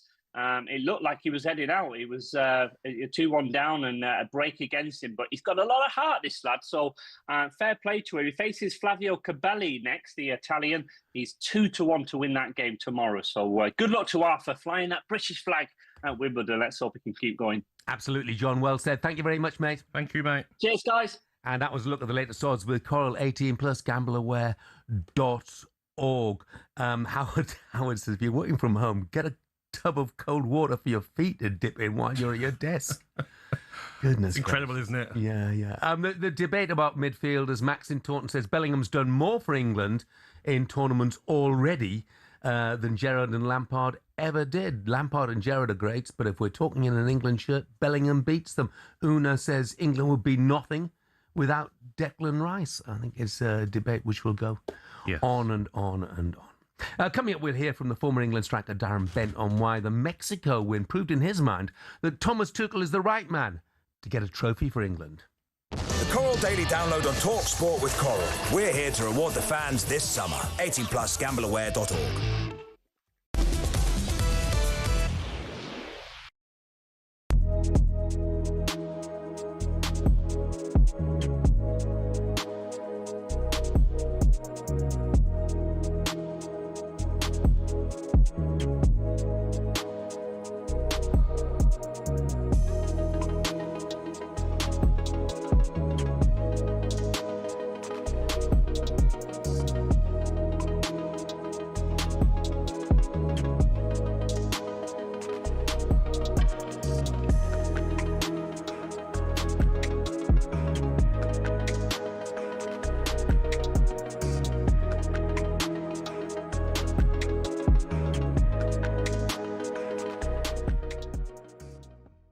In Miami this Saturday, Inter won Erling Haaland, who got a couple of goals, and Brazil exited the tournament.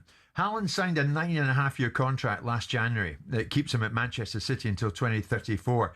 And Alpha Inge Haaland, Erling's dad, spoke to the Zone ahead of the match, Simon, at the weekend. And he said, well, Real Madrid, he says he's very happy at Manchester City. He's got a long contract. We're waiting for the new season, but anyone would want to play for Madrid. You never know what can happen in football, that dreadful phrase that's used so often. But does Guardiola's departure, Simon, make Haaland's City future any less secure, do you think? Well, I don't know what his relationship will be with Maresca, because we know we had a relationship with Guardiola. He signed for Guardiola. He didn't sign for this fellow. So there might always be a change. There might be a drop-off in City. Maresca might not be the person capable of delivering City the outcomes that they've become accustomed to. Yeah. Albeit last couple of years they haven't won a title. They'll soon get back in the saddle. That can be clear, given they've spent £130 million on a central midfield player. Their ambitions are clearly in that direction. He will go, in my view, to Real Madrid. Tragically, that seems to be the destination of all the big players. So at some point, do I see him serving out his 9.5-year contract? No. It doesn't matter. It's not a case of if, it's a case of when. I mean, you might say insecurity is almost impossible with a 10-year deal, though, isn't it? I don't think that kid suffers from any insecurities, do you? I mean, I've encountered him firsthand. I don't think he suffers from any insecurity. He might suffer from a lack of manners, but he doesn't suffer from any insecurity. He is a hell of a player. But in terms of City's hold on him? Not really. That just commands... So if Erling Haaland walks into XYZ person's office at Manchester City and says, I don't want to play for you anymore, and I really don't want to play for you anymore, and I'm really going to make that clear, and I'm going to put... Iconic. There's no other word.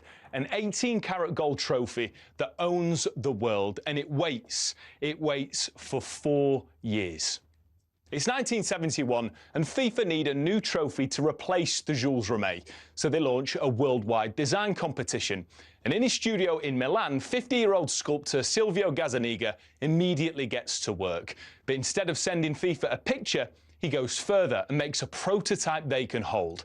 It works. FIFA choose his design over 52 others, and perhaps the most beautiful piece of silverware or goldenware enters the beautiful game. Let's let the artist himself describe it.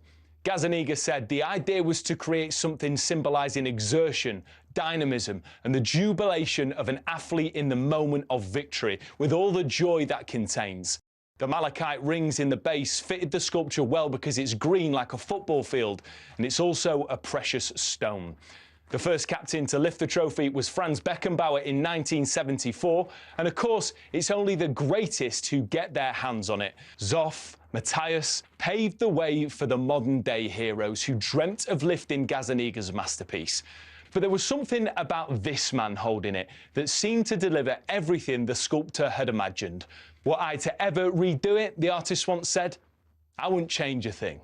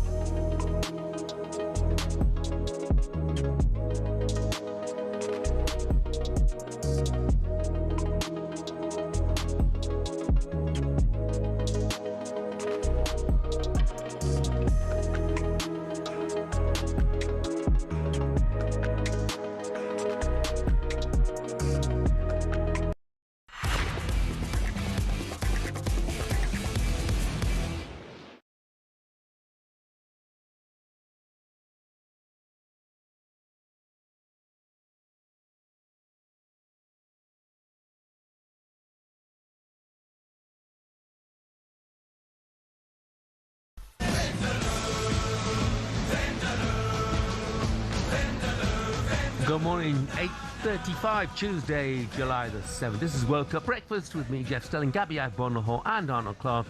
Browse the UK's best used car deals and score your dream car today. Check out their website for more details. Right, is anyone still celebrating England's brilliant win over Mexico? It was quite the day on talkSPORT. Bellingham again, and he slipped into his right-hand side, and he scored again! It's 2 in a minute! Oh, bring on the Norwegians in Miami! Jude Bellingham on the double! Harry, your country needs you here. You've got to put this away, right? Put it, he has! Fantastic, you've filled your nation with pride. You are all heroes. Hopefully everyone at home's feeling a bit rough in the morning after a few pints. I'm literally walking into the office now and still just catching my breath. To look down at them players who I'm so proud of and to sing that song back to them is like one of the greatest moments of my life. 3 words. Don't do it. Coming home! Every one of them boys was fantastic. Someone coming home again! Let's have it so cool! Yeah, it was quite a night, wasn't it? That is for sure. Thomas Tuchel making a shed load of second-half substitutions, really, as he adapted to constant changes in the game. Of course, some of those were enforced. He had to shuffle things around once Jarrod Quansah had been sent off. But you have to say, those changes worked. talkSPORT's Darren Bent was speaking yesterday, praising the England manager for his proactiveness. I think you could quite clearly see every single time something happened, I think Thomas Tuchel was proactive, and that's the problem with Gareth Southgate. He's reactive, yeah. And sometimes it's too late. Great point. But even with the hydration breaks, you can see Thomas Tuchel going around to everyone. He's so kind of like, right, no, you do this. Every single player is telling him exactly what to do. When something happened to Mexico, he banged straight away. Okay, proactive. Let's get Dan Burn on. Yeah. Kane looks flat. Okay, Morgan Rogers on. I think Thomas Tuchel deserves a lot of credit for last night as well. Yeah, look, Morgan Rogers on for Kane. I mean, that was to kill time. It was the 90th minute of the game. So, and obviously, as far as the other shake-up goes, Jarrod Quansah sent off to 54 minutes. It meant there's inevitably, a place for John Stones on instead of Bukayo Saka. So, it wasn't a work of genius. No. Let's be brutally honest. But do you agree with him that Thomas Tuchel is more proactive than Gareth Southgate was? I think he is, yeah. And what I look at, Jeff, is the last tournament, we was there. Phil Foden, every game, left wing, not working. Same team, same left wing, next game, not working. Same, again, left wing, Phil Foden, next game. Gareth Southgate, how many times have you changed his wingers? You don't perform, you don't start the next game. Rashford had a chance against Congo, didn't perform. Gordon's in, does well, he'll start the next game. So what I like is that, he hasn't got favourites. If you perform, you stay in the team. If you don't, you're out. Jeff Spence didn't perform. He gets dropped for Quansah. That's what I like about this manager. He keeps everyone on their toes. He makes everyone on top of their game. And that's what we want. So I agree that he's definitely proactive. And even seeing the video, I don't know if you've seen it, Jeff. You might not have, on the England social media. They're celebrating after the game, and John Stones is faking an injury, and then they're all celebrating, and the manager's jumping on the players. That's what you want to see, the passion. Anyone who's questioning a German manager managing an English nation, he shows that he cares. Yeah, no, he completely does. I don't think, though, that the more success that Thomas Tuchel has, it seems to me, the more of a stick it is to beat Gareth Southgate with. Yet, in my opinion, a lot of the groundwork, if we are successful this time round, a lot of the groundwork was done by Gareth Southgate. And also, let's not get too carried away, because if we don't win it, then we'll say, well, Gareth didn't win it. Gareth lost finals and semi-finals. If Thomas Tuchel does the same, then you have to look at that and say, okay, has it been a success? So, fantastic result against Mexico performance. Yeah. Got to back it up against Norway, and then it will obviously maybe be Argentina. But still a long way to go before you start comparing with Southgate. Let's wait till the tournament's done and then compare where we finish. Yeah, absolutely, because there have been a couple of indifferent performances. Exactly. But again, I can't help but bang on about the last Euros, where pretty much every performance was indifferent. It's 8:40. Right, it's quite rightly been all celebrations since the Mexico win, but there is cause for concern against Norway and beyond at the tournament for England. Let's bring in our World Cup reporter, Max Scott, to give us more. What concerns, Max? Okay, look, we're obviously not looking past Norway. They look like an incredible team, greater than the sum of their parts, with a couple of top players in Odegaard, Haaland on 7 goals. But there is a risk that if England do win, some of our key stars could miss the semi-final because of an accumulation of yellow cards. So here's what we need to know heading into that quarter-final clash with Norway on Saturday. Yellow cards were wiped after the group stage and will be wiped again after the quarter-final. So this means that any player who picked up a yellow in the group stage isn't suspended for the round of 16 if they were booked in the round of 32. If a player's booked, though, in either the round of 32 or the round of 16, and then again in the quarter-final, they will miss the semi-final. There are currently 4 England players who know that if they get a yellow card in the quarter-final and England win, they'll miss the semi-final. They are Jude Bellingham, who was booked against DR Congo, Declan Rice, who was booked in the opening minute of the game against Mexico, Harry Kane, who was booked also against Mexico for, I think, his protestations for the penalty, and Nico O'Reilly as well. Wow. Jordan Henderson has sadly gone home because of that freak injury against his arm. He would have been one of those. He would have been the 5th. But as it stands, 4 players. 3 of those are huge. Nico O'Reilly's still an important I think player. 4 of them are. I think all 4 of them are. O'Reilly's a with the starter. defensive issues that we've got, absolutely, you can't afford to lose Nico O'Reilly. Wow, that's great work from you finding that out. But what scares me though, I know the referees have been. I've liked the referees this tournament. They took no nonsense of anyone, but sometimes you can get a yellow card where you don't deserve it. You know, like a freak yellow card of like a clash your legs and.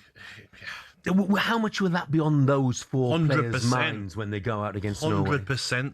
We've seen it how many times where we've seen players crying after missing finals or missing. But Gaza's the classic example of that. I mean, if I'm a Norwegian midfielder and you know that Jude Bellingham, his greatest strength is his passion, but it can become his weakness, becomes too hot-headed. If you're a Norwegian midfielder, guys, you're coming up against 100%. Jude, what are you doing? Oh, you're trying to. You know he can't be booked. That's in your mind, in your game. But you know some of the other cards that you see sometimes, Max, are the ones where, say, if you've ran past me, right, and I'm Bellingham chasing you, or Rice or Harry Kane. Sometimes on accident you might clash where you're trying to move out the way, but he goes down, and it might be an easy fall. These referees sometimes I don't trust them. Yeah, just go over and give you yellow cards, and you're like, what? Wasn't deliberate, but you might get a yellow card. You can win a yellow card. Oh, 100% for your team. It's a big risk. But it will be on the player's mind, and it could take that little edge away of the game of Bellingham, O'Reilly, Rice, and Kane. So if you've that's it. If you've just tuned in, Jude Bellingham, Declan Rice, Harry Kane, Nico O'Reilly, if they get a yellow card against Norway and England win, they won't play in the semi-final. Yeah. Thanks for that, Max. But I keep banging on about Norway as well. You know, let's just not take them for granted. It's not just Haaland. Odegaard was phenomenal. Berg was terrific. Shoulder up when he came on. 2 assists. Bob, Christoph Ayer at the back. I like him. Was fantastic. Silly for the penalty, wasn't it? But the challenge didn't get to make it. But apart from that, I mean, he had Vinny Jr. in his pocket, didn't he? And anyone else that come around him. But a tough game. Really tough game. The goalkeeper as well, Nyland. Yeah, he was outstanding. Ex-Aston Villa. Played for Aston Villa. I think he's out of contract at the moment. Some of the saves, though. Yeah. Even like the way he was giving it to Neymar as well. Yeah. So, I mean, he's in the moment, wasn't he? He was giving it to Neymar. But look, that does add an edge to it, doesn't it? The fact that so many of our players are on yellow cards and we can't afford to lose any of those. No talking back to the ref either. No. No problem, ref. Yeah. Don't speak. Max, thanks very much indeed. Cheers, boys. Hello, Max. Still to come on breakfast this morning. Superstar Breakfast preview on talkSPORT with Benchmarks Kitchens and Joinery. Get trade prices on kitchens to suit all styles and budgets at Benchmarks. Back to Erling Haaland, left-footed shot! He's picked up the corner! Erling Haaland, you beauty! England's intentions turn to Norway this Saturday, and of course Erling Haaland will speak to Ben Mee, who'll hopefully tell us how England can stop him. By the way, I mentioned Dan Burn and his physicality yesterday. Not a bad in the shout. Premier League, you know what, Gabby? Not a bad shout at all. Dan Burn v Erling Haaland. Haaland hasn't scored in his last 7 appearances against Dan Burn. He's only ever scored in 1 game against Newcastle side featuring Dan Burn. So we shall see. We'll also be crossing to South America and speak to our expert Tim Vickery ahead of Argentina and Colombia, who are both in action tonight on talkSPORT. And that was our breakfast preview with Travis Perkins. Superstar Breakfast preview on talkSPORT with Travis Perkins. With pay-as-you-go hire from Travis Perkins, you can get straight on with the job. Available nationwide at all hire branches.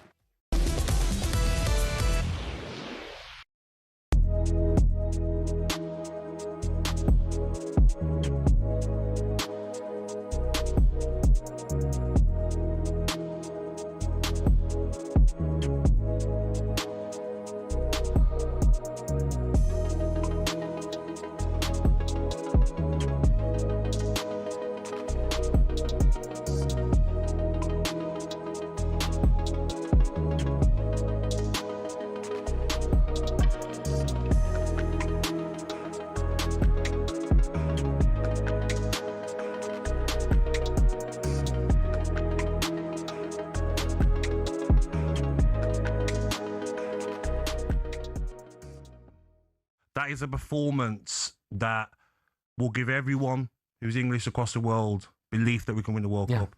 They fought like lions. They went to the Coliseum and they stood up against the intimidating fan base. 87,000 attendance, probably 82,000 Mexicans. The altitude, no problem. Yeah. Heroes, all of them, every single player.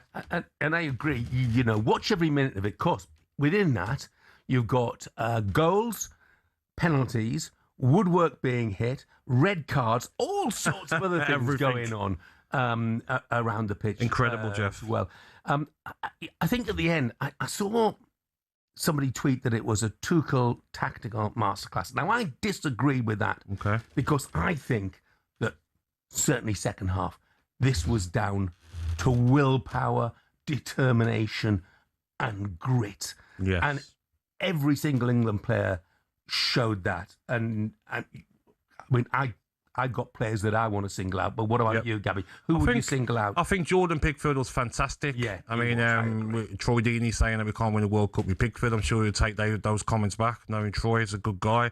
I thought Anthony Gordon was fantastic, did everything that was needed. And I thought Jude Bellingham was a standout player. 2 goals. He was the clearance off the line in the first half, the end of the first half, the way he was running with the ball. He was like a man possessed. But it's hard to even give anyone a standout performance because they all fought like lions. Like you said, Jeff, maybe not a tactical masterclass, but the way he went to a 5, the way he brought Dan Burn on, do you know what I mean? I think that worked in our favour as well. And such a heroic performance. And I agree with you. They ran out of ideas, Mexico. They were shooting from weird positions. They just couldn't get through a stubborn defence. And Jordan Pickford, fantastic. Get ready to get that winning feeling with talkSPORT Win. This summer, talkSPORT is bringing you live and official coverage of every game of the FIFA World Cup 2026. And to celebrate, we're giving away £26,000 guaranteed. Go to win.talksport.com to enter now, and you could win 26 grand in your hand, tax-free. Enter now, and you could be the next to get that winning feeling, courtesy of talkSPORT Win. Find out how to enter now at win.talksport.com. From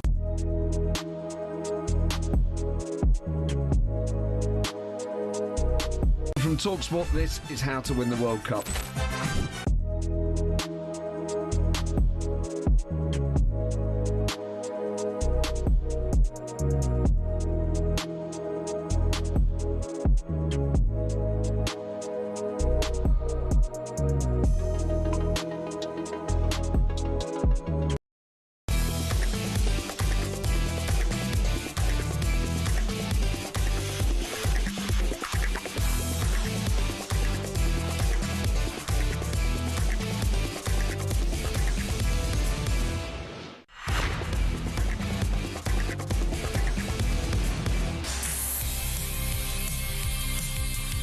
Good morning to you, 8:49 exactly. This is talkSPORT World Cup Breakfast with me, Jeff Stelling and Gabby Agbonlahor. And just for clarification, it was Mark Gahey that got booked after the Mexico penalty was given and not Harry Kane. So the players in danger are Bellingham, Rice, Gahey and O'Reilly. 2 defenders. That's a concern. Yes. O'Reilly as well, more than Gahey. Because we got Dan Burn and Stones that can play centre-half, but left-back are only option. Yeah, but the problem is we're also going to have to find someone to fill in at right-back. Almost certainly, unless Reece James is fit. Jed Spence.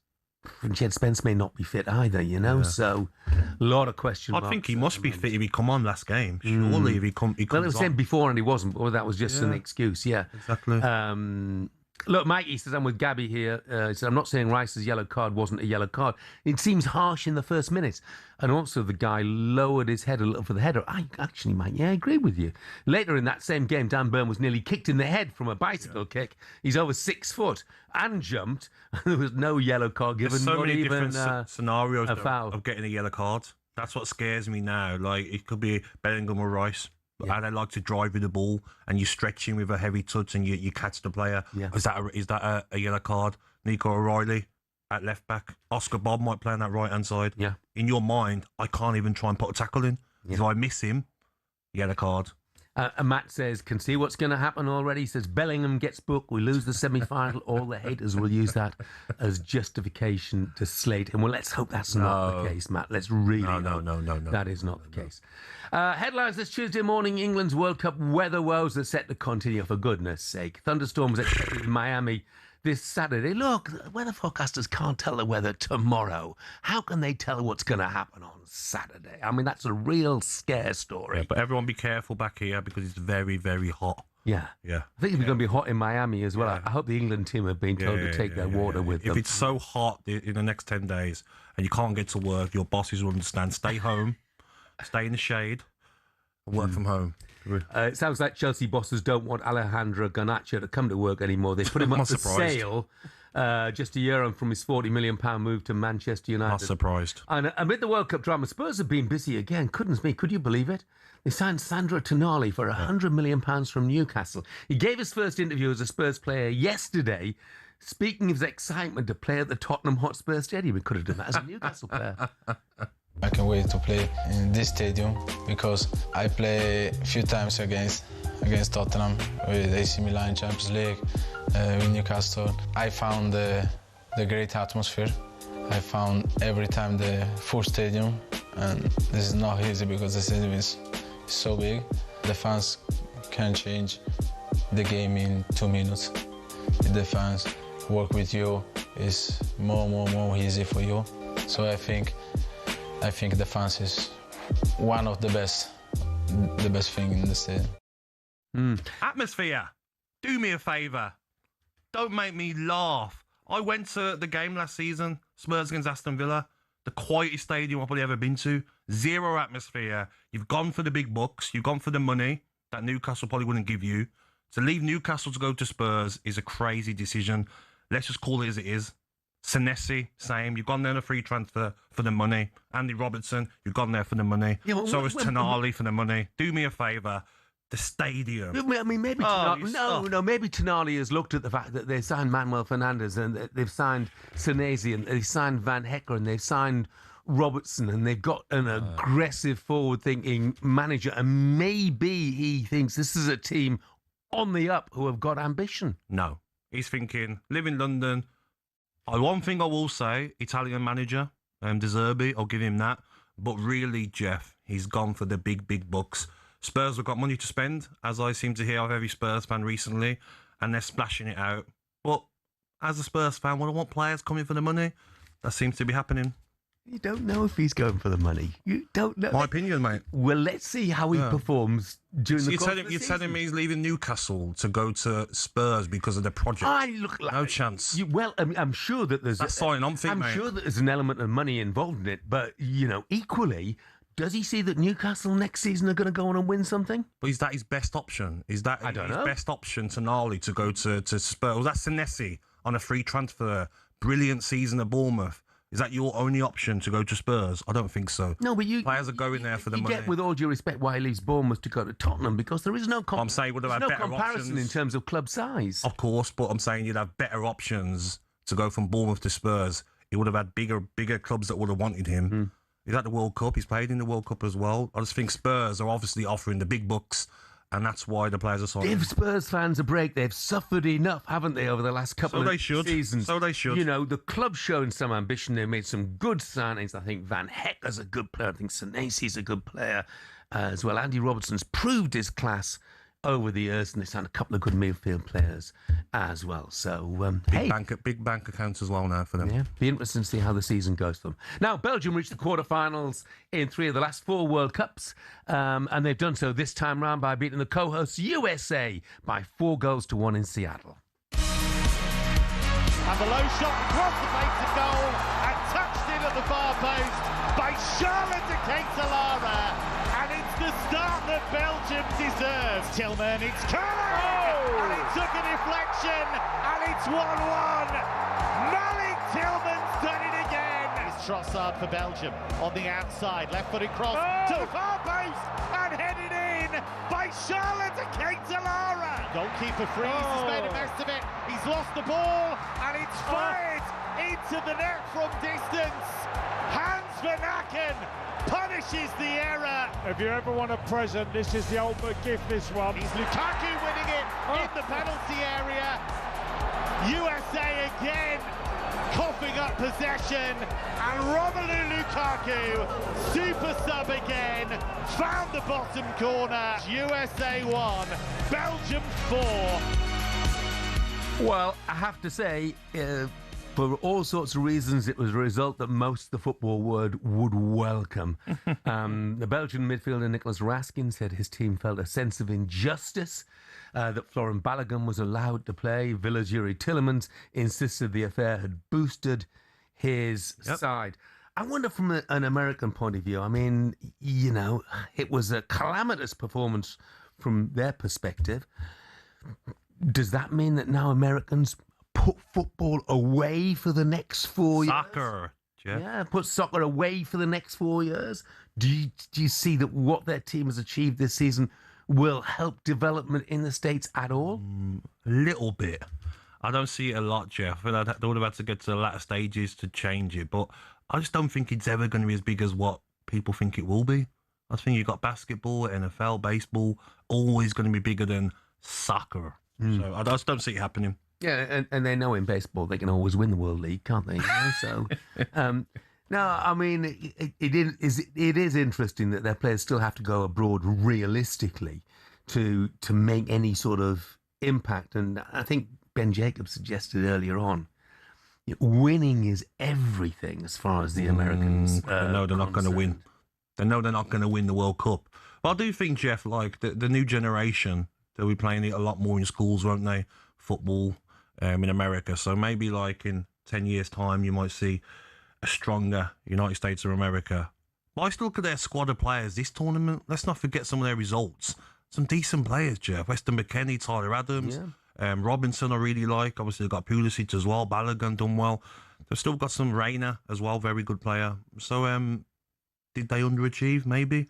But don't give another team a reason to fight even more. I think it was the way they started, raised expectations. They battered Paraguay, they beat Australia, and suddenly everybody's saying, wow, we're going to win the whole thing, which was never a real. Never, ever. But I put on my football head as a ex-player, and I say, if I was in that Belgium squad, the team talk's done. The team talk's done for the game, Jeff. We are not losing to these guys after what's happened. The injustice of Balogun being able to play. And it showed in the game, and what Tiedemann said. Do you think the Pochettino will stay? I think, like you said earlier, he'll look at other jobs, what's available. If there isn't, because a lot of teams now have got their managers sorted, haven't they? Maybe he's missed a trick with like Chelsea job. That going back to Chelsea, maybe that was an option. But Spurs, going back to Spurs as well, he's missed out on, of course, last season being at the United States of America. But if the jobs aren't there for him, then I'll see him maybe taking America again for 4 more years. MR says, Gabby's so down on Spurs, it doesn't matter if it's money that players move for, it's football. You can't deny, as far as Spurs are concerned, it's a good option. Is Gabby jealous that Villa didn't get Tonali? And we've got better midfielders. And Paul has said, with all of their transfer activity, there's a real chance that Spurs might finish 16th this coming season. Thanks very much indeed, Paul. Up next, it looks like Cristiano's World Cup journey is over. Have his recent performances at major tournaments damaged his legacy in any way? We'll discuss that next. You can have your say. 03717 223344 is the number to call.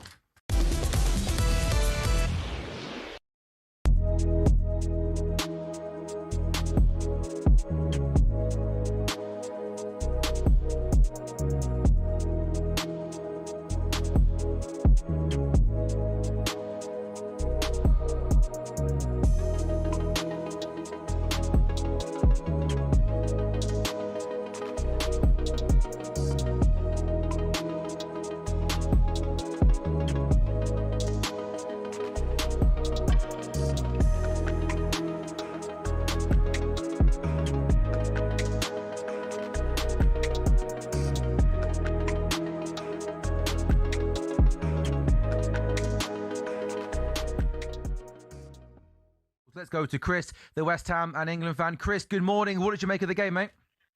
Good morning, guys. Oh, absolutely brilliant. Brilliant, brilliant.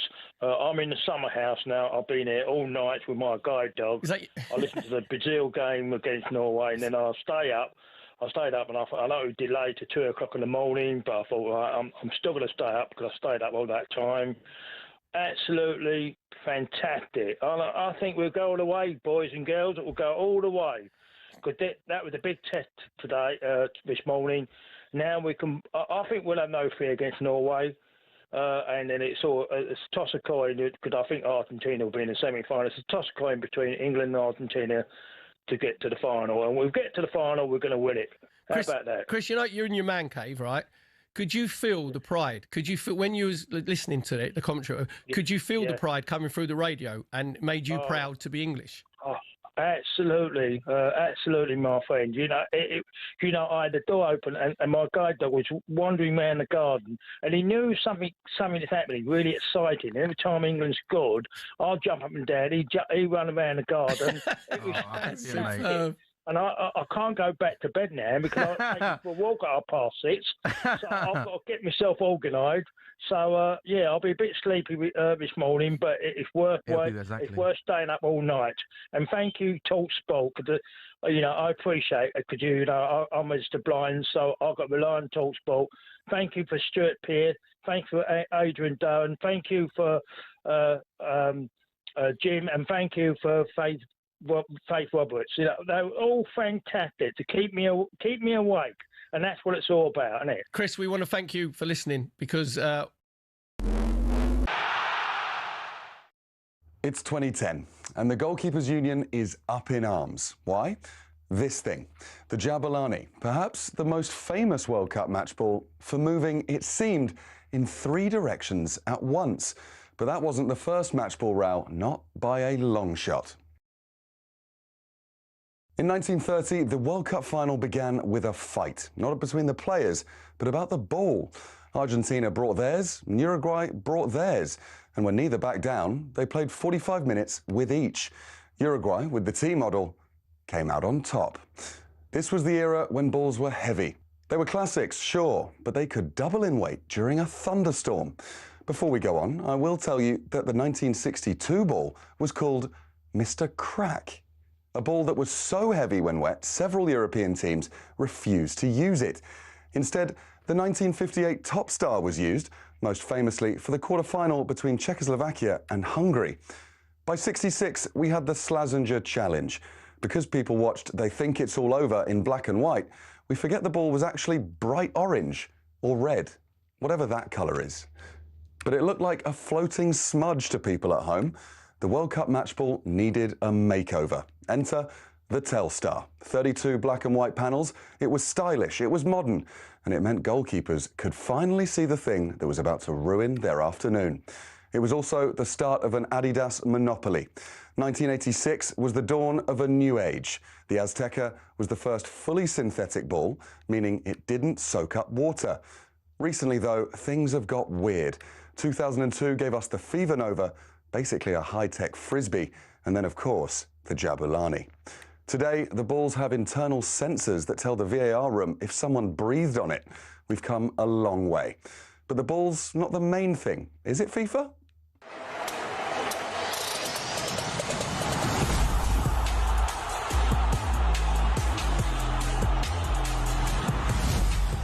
It's just a ball.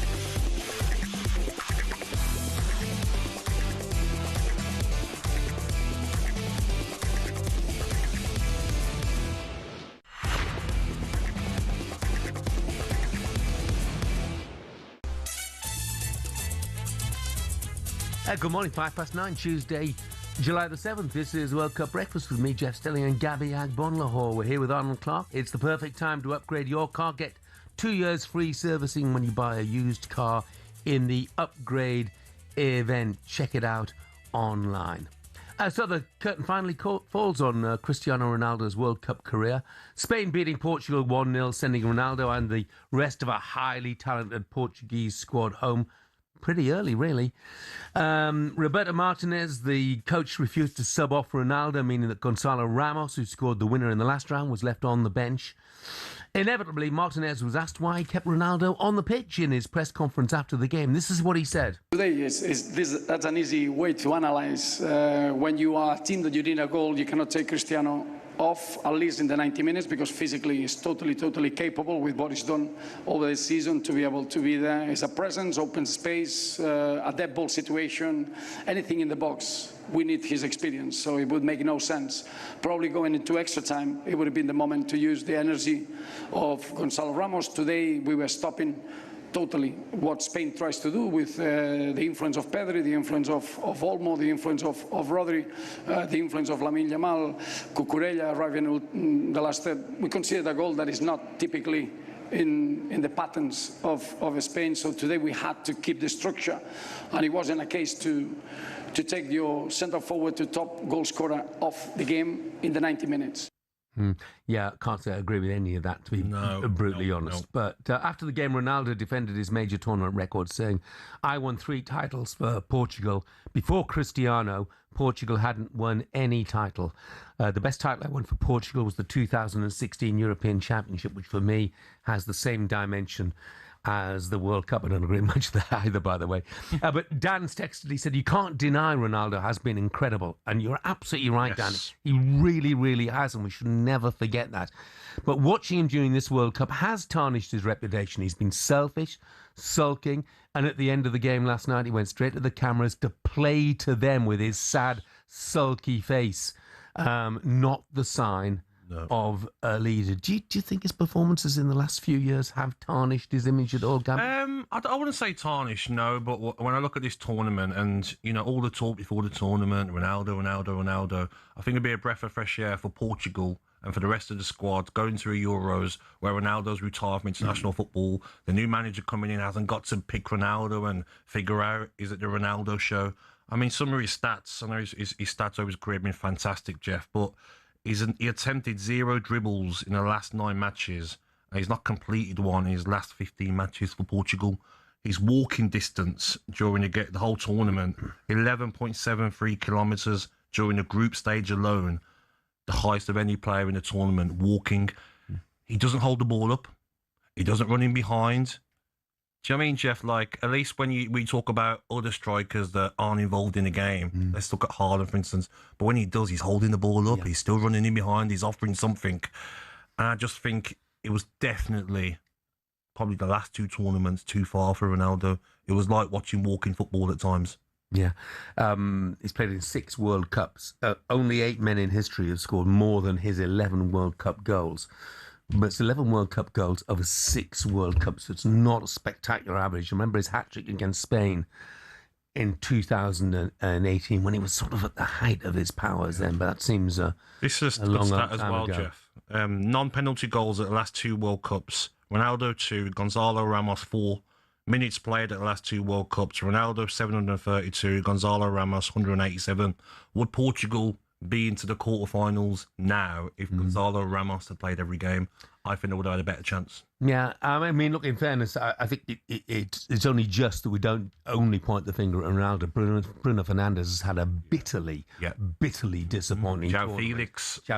He's 26, and honestly, like, I can't remember last time I've seen him have a good game. Yeah. And that's a reason why he's playing Saudi Arabia at 26. And every club he's been to, it hasn't worked for him. He's just not a good player. Defensively, Ruben Diaz is not the Ruben Diaz of old. So I look at yesterday as well, Mendes going off and Semedo coming on. You've got Cancelo or Dallo at right back. Yeah, didn't work, and probably the best midfielders in the whole tournament as well. But you need a whole team, Jeff. Yeah. Not just a good midfield. Yeah. So not just down to Ronaldo, but how much of the blame does he deserve Portugal's performances at this tournament?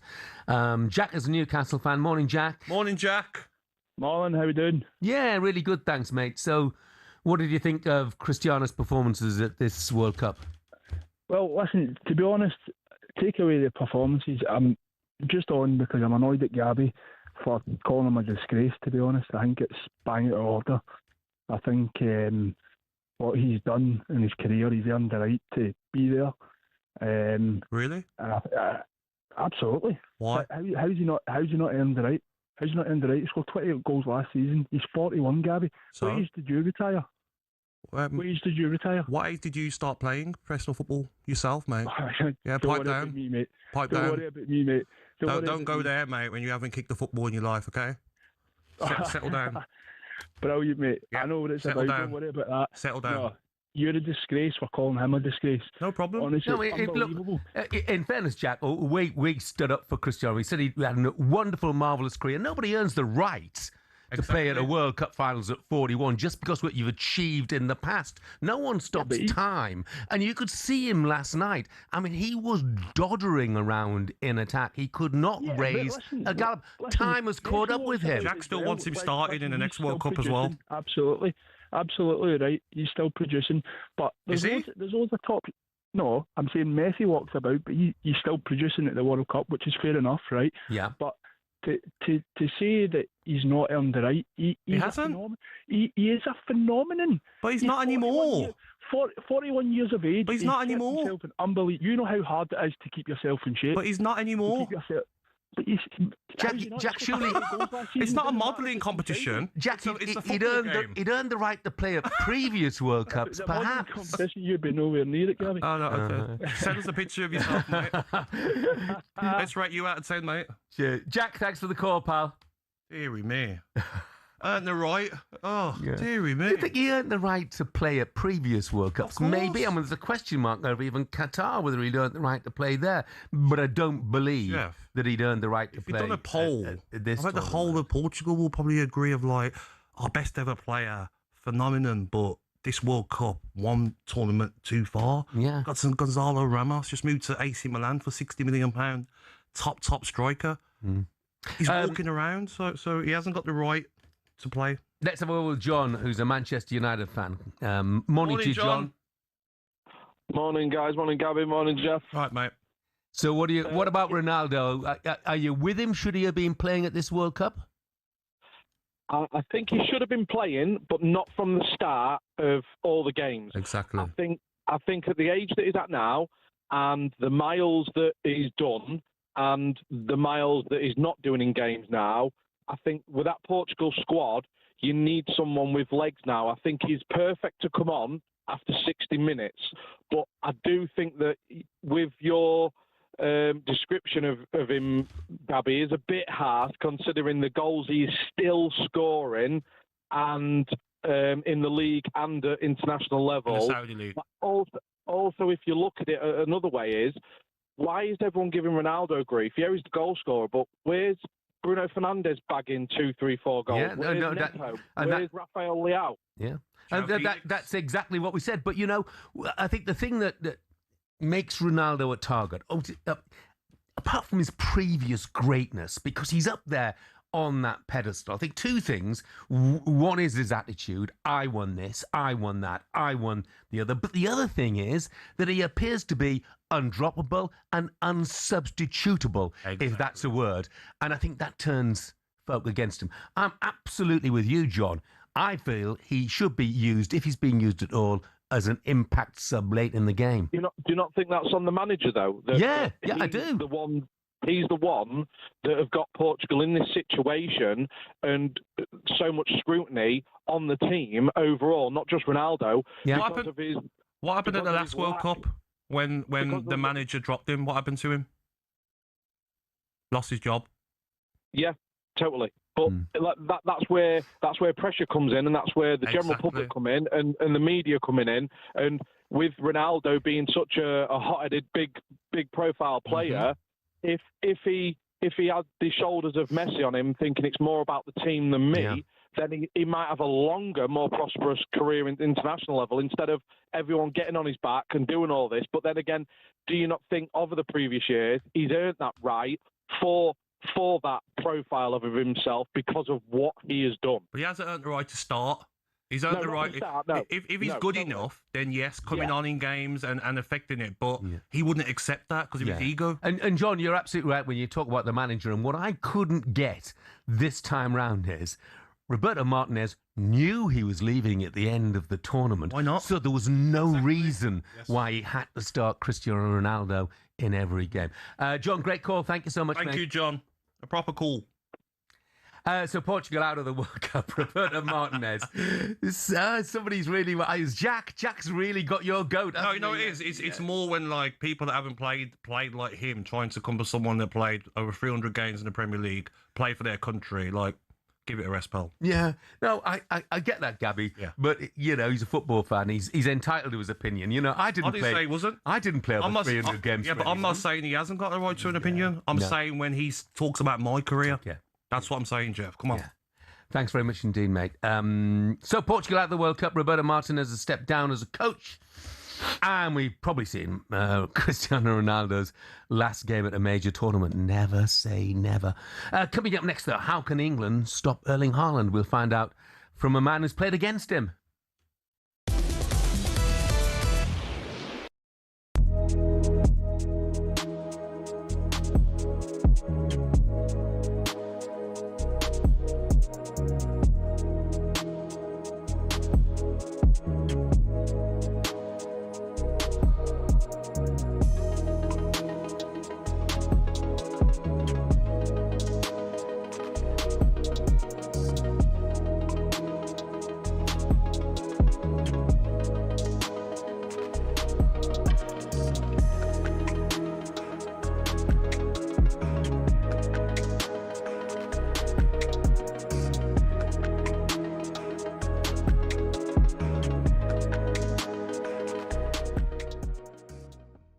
After that US-Bosnia match on Wednesday, where Andrew Giuliani, who, if you've been listening to White and Jordan in America last week, actually joined Jim and Simon for a fiery conversation. He initially alerted Trump to the fact that a red card had been given. On Wednesday night, the lobbying began from senior US officials. And then on Thursday, it's believed Donald Trump called Gianni Infantino and asked about FIFA's rules around the red card decision. Now, FIFA insists the decision was made by an independent panel made up of 18 people. However, it hasn't said whether this was decided through a vote. It hasn't published a report on the decision. The US Soccer as well say they've been engaged with the process, but argued slow-motion replays distorted all of it. But essentially what we're seeing as the hours from this unprecedented incident come through, that there was multiple instances of contact between senior US members of the government, including Donald Trump and Gianni Infantino. And interestingly, Thomas Tuchel was asked after Jarell Quansah was sent off, what precedent does this set for him? Where does this start and where does this end now? Can we overturn it or not overturn it, or is that something that what is going on? You'll seek to pursue, because, like you say, there's surely a chance. Where do you draw the line? Yeah, where to draw the line is the question that I ask. I have no answer to that. Where does this end now? Do we appeal if a yellow card is not a yellow card? Do we think it's not a red card, or who thinks it? Where does this start and where does this end? Is my question. I don't have an answer. Let's be honest. You should have put the phone down on Trump when you phones him. Yeah, but you never would. But when you create a FIFA Peace Prize just specifically for Donald Trump, that suggests that there's a close relationship. And the Belgian coach, Rudy Garcia, amongst many things that he said, we're not defending the national team, we are defending football. And I think he's absolutely right. And in my view, Gianni Infantino cannot continue. His position is untenable. He should quit. You can see the game, can't you? Balogun, goal. You just see it already, can't you? Yeah. He's going to be the difference.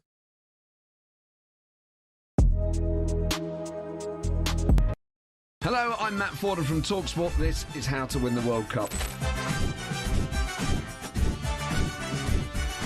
This is the best squad I think England have ever had.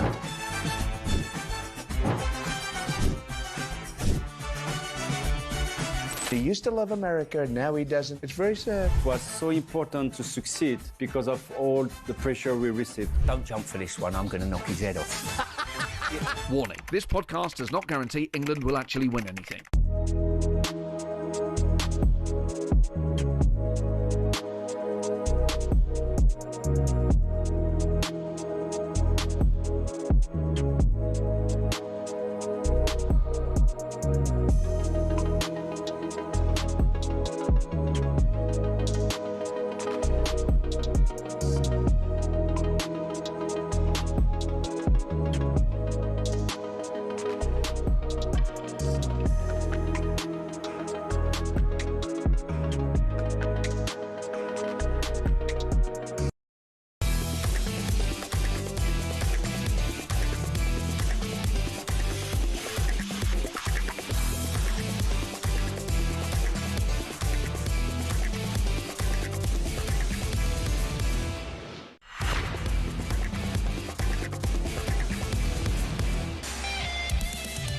Yeah, good morning. This is World Cup Breakfast with me, Jeff Stelling, and Gabby Agbonlahor. Lots to squeeze in. A couple of quick tests. Dan is Liverpool fan, says, for me, Ronaldo has stunk the place out this World Cup. Square pegs and round holes. He hasn't been at it for the last 3 or 4 years, which is why he's been talking more about what he's achieved. He's always been self-centred. Liverpool fan, so you might anticipate that. So, but look, Josh says he's a Man United fan. He says because of who he is, Ronaldo is always made to fit in one way or another. It's what happened with his second stint at United, and it actually ended up scuppering a lot of the work we'd already made.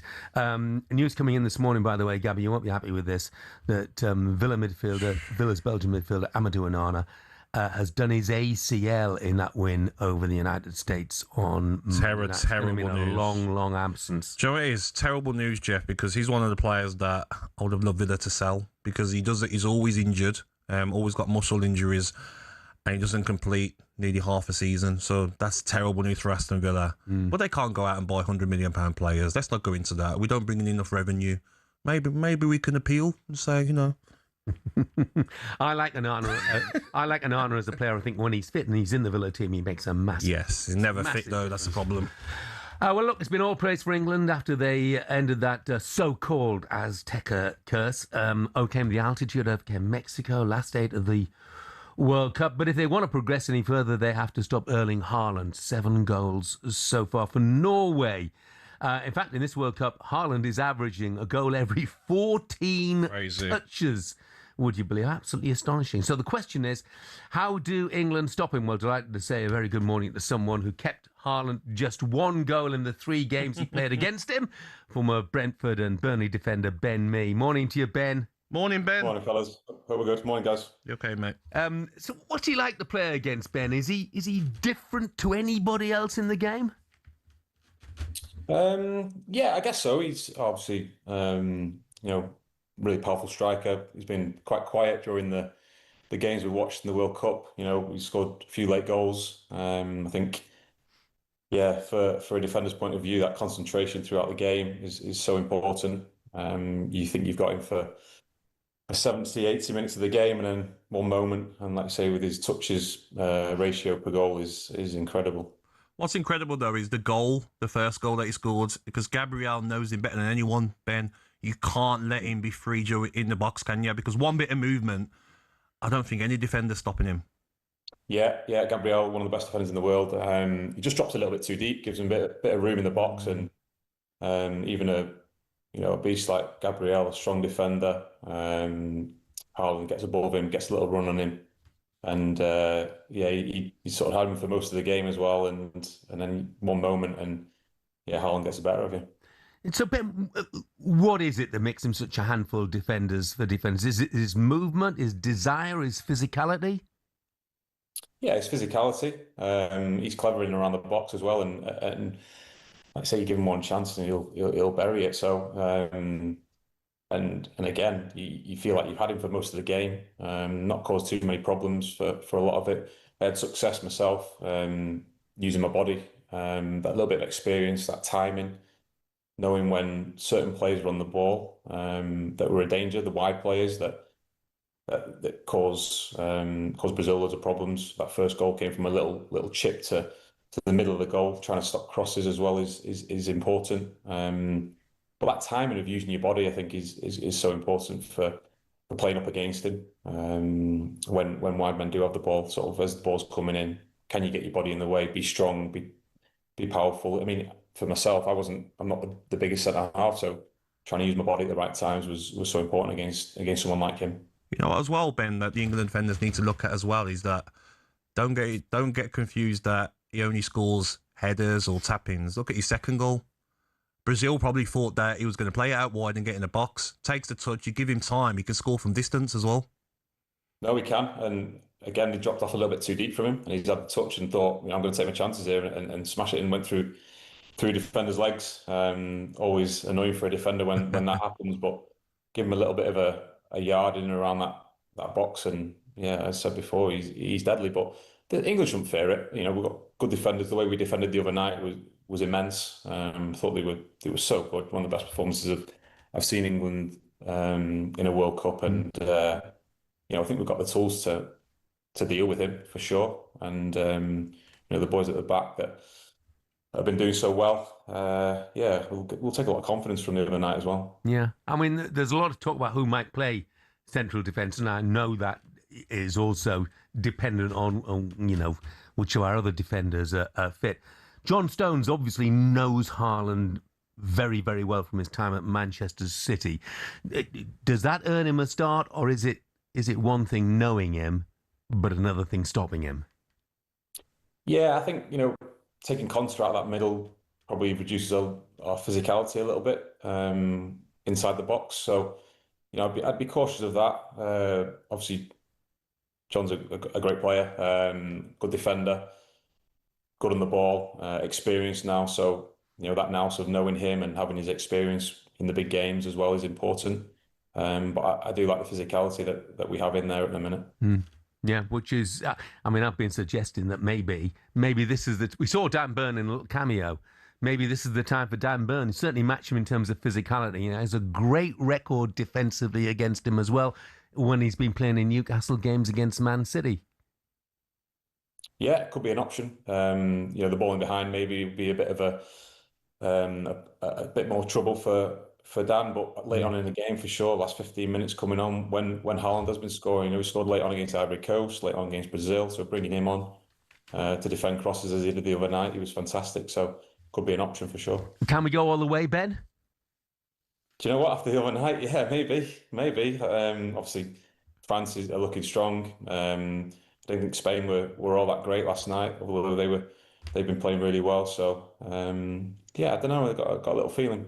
As a professional player, Ben, were you allowed to sort of stay up till 4 or 5 o'clock in the morning watching that? I got with the kids at 5 and we watched it. I had my phone on airplane mode, so I didn't know the score, but I wanted to watch it with them. Brilliant. It was just as stressful as watching it live, I'm sure. Yeah, I'm sure it was. Hey, always good to talk to you, Ben. Thank you, Ben. Thanks, guys. Appreciate it. Mate. Cheers. Absolutely brilliant. I do worry a little bit about, well, I hear a lot about Haaland. Dean in North Yorkshire. So I mention this because I'm promoting my theory, okay? He says, Dan Burn is Haaland's kryptonite. Only conceded 1 goal against him, and that was the very first time they played against each other. And they played on 8 occasions.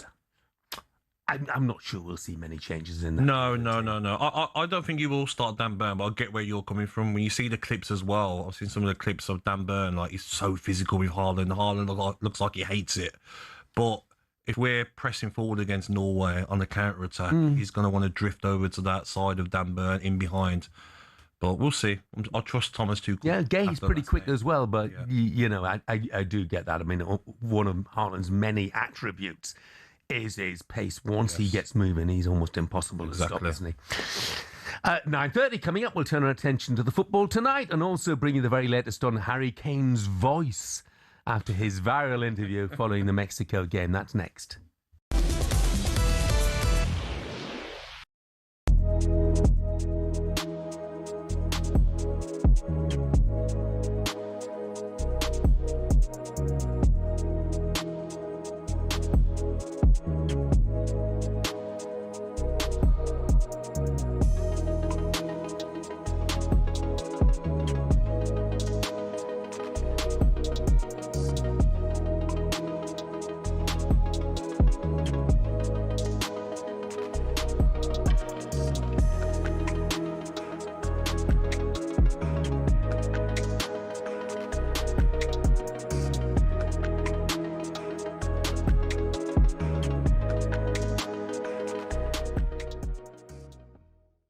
Andros, there was a lot of standout performances, wasn't there? You know, look at Gordon, I thought was fantastic. I thought Saka done well for the first goal. Pickford, outstanding saves as well. But Jude Bellingham, I mean, 4 goals, 1 assist, 3 man of the matches so far in this World Cup. How good is he, mate? I think so far this tournament we've seen an energetic Jude Bellingham. He hasn't been at his majestic best with the ball, but this morning, last night, he was amazing. The way he was jinking past defenders with his trickery, wiggling out of 2 or 3 players, it really was one of the best players in Europe. It really was a really top performance. But for me, the man of the match was Anthony Gordon. I know he's had his criticism, but that energy and intensity he brought in and out of possession, I don't think England really needed it, because we didn't have it with the altitude. Not many players had that energy. So to see Anthony Gordon closing down people, especially for the second goal, when he got England up the pitch, his 1v1s, he was dominating them. His delivery was good. It was really pleasing to see. Yeah, look, he was absolutely brilliant. I mean, you mentioned it there, Andros, you know, with the altitude and the huge effort that went in, particularly with 10 men. Are you concerned at all about how much is left in the tank for Norway? To be honest, I think we need to just enjoy this. Let us enjoy this for 24 hours. Let the boys rest and recover, and then we can start thinking about Norway. But they also had a tough game against Brazil a few hours before, so it's not like they had 24 hours or 48 hours longer to rest like Mexico did coming into this game. So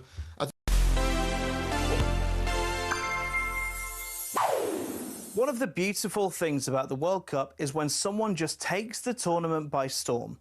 Some obvious names pop up, like James Rodriguez. Back in the 90s, there was Salvatore Schillaci. 6 of his 7 career goals for Italy came with Italia 90 as he carried the Azzurri to a 4th-place finish at home. That was the tournament we saw a 38-year-old Roger Milla go from Cameroonian squad player to dancing by the corner flag. And of course, in 98, Michael Owen, who the rest of the world hadn't really heard of before he made some Argentinian greats look like school children. And thinking about Liverpool, they probably wish the 2002 World Cup never happened, because they signed this guy off the back of his performances in Japan and South Korea. They could have had him instead, and Steven Gerrard's still crying. No player's ever taken a tournament by storm quite like Paolo Rossi, though. He served a 2-year match-fixing ban before the 1982 World Cup and did absolutely nothing in the group stage. But then, an explosion of goals. A hat-trick against Brazil, 2 in the semis against Poland, 1 in the final against West Germany. Italy won the World Cup thanks to him. He also took home the Golden Ball and the Golden Boot. He's the only player to ever win all 3 in the same tournament. The World Cup is full of fairy tales, but none compare to Rossi's 82.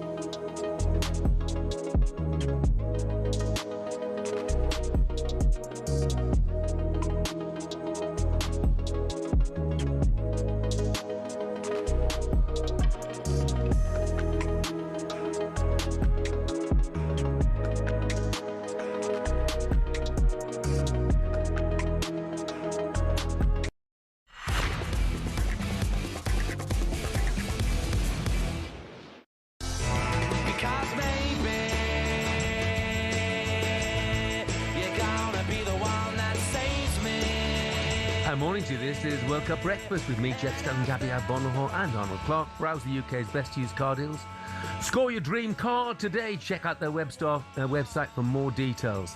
So, following England's dramatic win over Mexico, Captain Harry Kane gave us an absolutely hilarious viral moment. You may not have heard this if you dashed straight off to bed after the conclusion of the game, but his voice had completely gone during his post-match interview after screaming out Wonderwall in the dressing room. And Kane admitted himself he sounded a bit like Mickey Mouse. This morning, the England skipper sent the fans a message to reassure us he has got his voice back. How are we doing, everyone? First of all, as you can hear, my voice is back. I mean, what an all-timer of an interview last night that was. Glad to see everyone having a good laugh about it all over social media. But yeah, was kind of a perfect interview to end a perfect night. Just full credit to all the boys. So proud of everyone, all the staff, everyone involved. We knew the test that we were going into. We knew how tough it would be, and we come out on top and into the next round. He's still got just a touch of the Sean Dyche about him, hasn't he? Yes, it was. I watched it after the game. I was up. It was hilarious. It was. She kept on asking questions. It was like, just let him go. He can't speak. Yeah. Get someone else in. Yeah, I mean, she was very apologetic. Yeah. She just one last one. If we possibly can. You can see Harry's face. Brilliant. Hilarious. Right, it's time to look ahead to tonight's football with Sure. High-pressure picks on talkSPORT with Sure. Non-stop protection deodorant that won't ever let you down. Yeah, all eyes turn to the final round of 16 ties this evening. Two South American sides in action live on talkSPORT. Darting running towards the near post from McAllister. Oh, it's heading straight to Argentina. Ball swung in.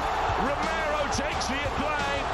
Messi's delivery absolutely inch perfect. Argentinian fans in the crowd look to the heavens, say their prayers. There are tears of relief. Argentina 3, Cape Verde 2. Abdel Magoud sends the keeper the wrong way. Abdel Magoud's the hero. The Pharaohs reign supreme in Dallas. Mo Salah's World Cup dream continues. They haven't cleared well. It's driven back in by Dan and Doy. Businesslike and comfortable from Switzerland. Switzerland 2, Algeria 0. Opportunity to try and put it in by Luis Suarez. Got a great cross in and turned home. It's John Arias. It's Colombia's place in the last 16 and mark them down as a potential side who could surprise many. Let's look ahead to tonight's action. I'm delighted to say joining us now, South American football expert Tim Vickery. Morning, Tim. Morning, Tim. Morning, gents. How you doing? You all right? Yeah, good, mate, good. Busiest man in TV, even more so than Ali McCoist. Let's start with Argentina against Egypt, shall we, Tim? I mean, look, obviously we all talk about Lionel Messi. He scored 7 of their 11 goals. It's about time the others started to weigh in a bit more significantly, though, isn't it? Yeah, it probably is. And I think it's crucial for them to get Julian Alvarez up and fully firing.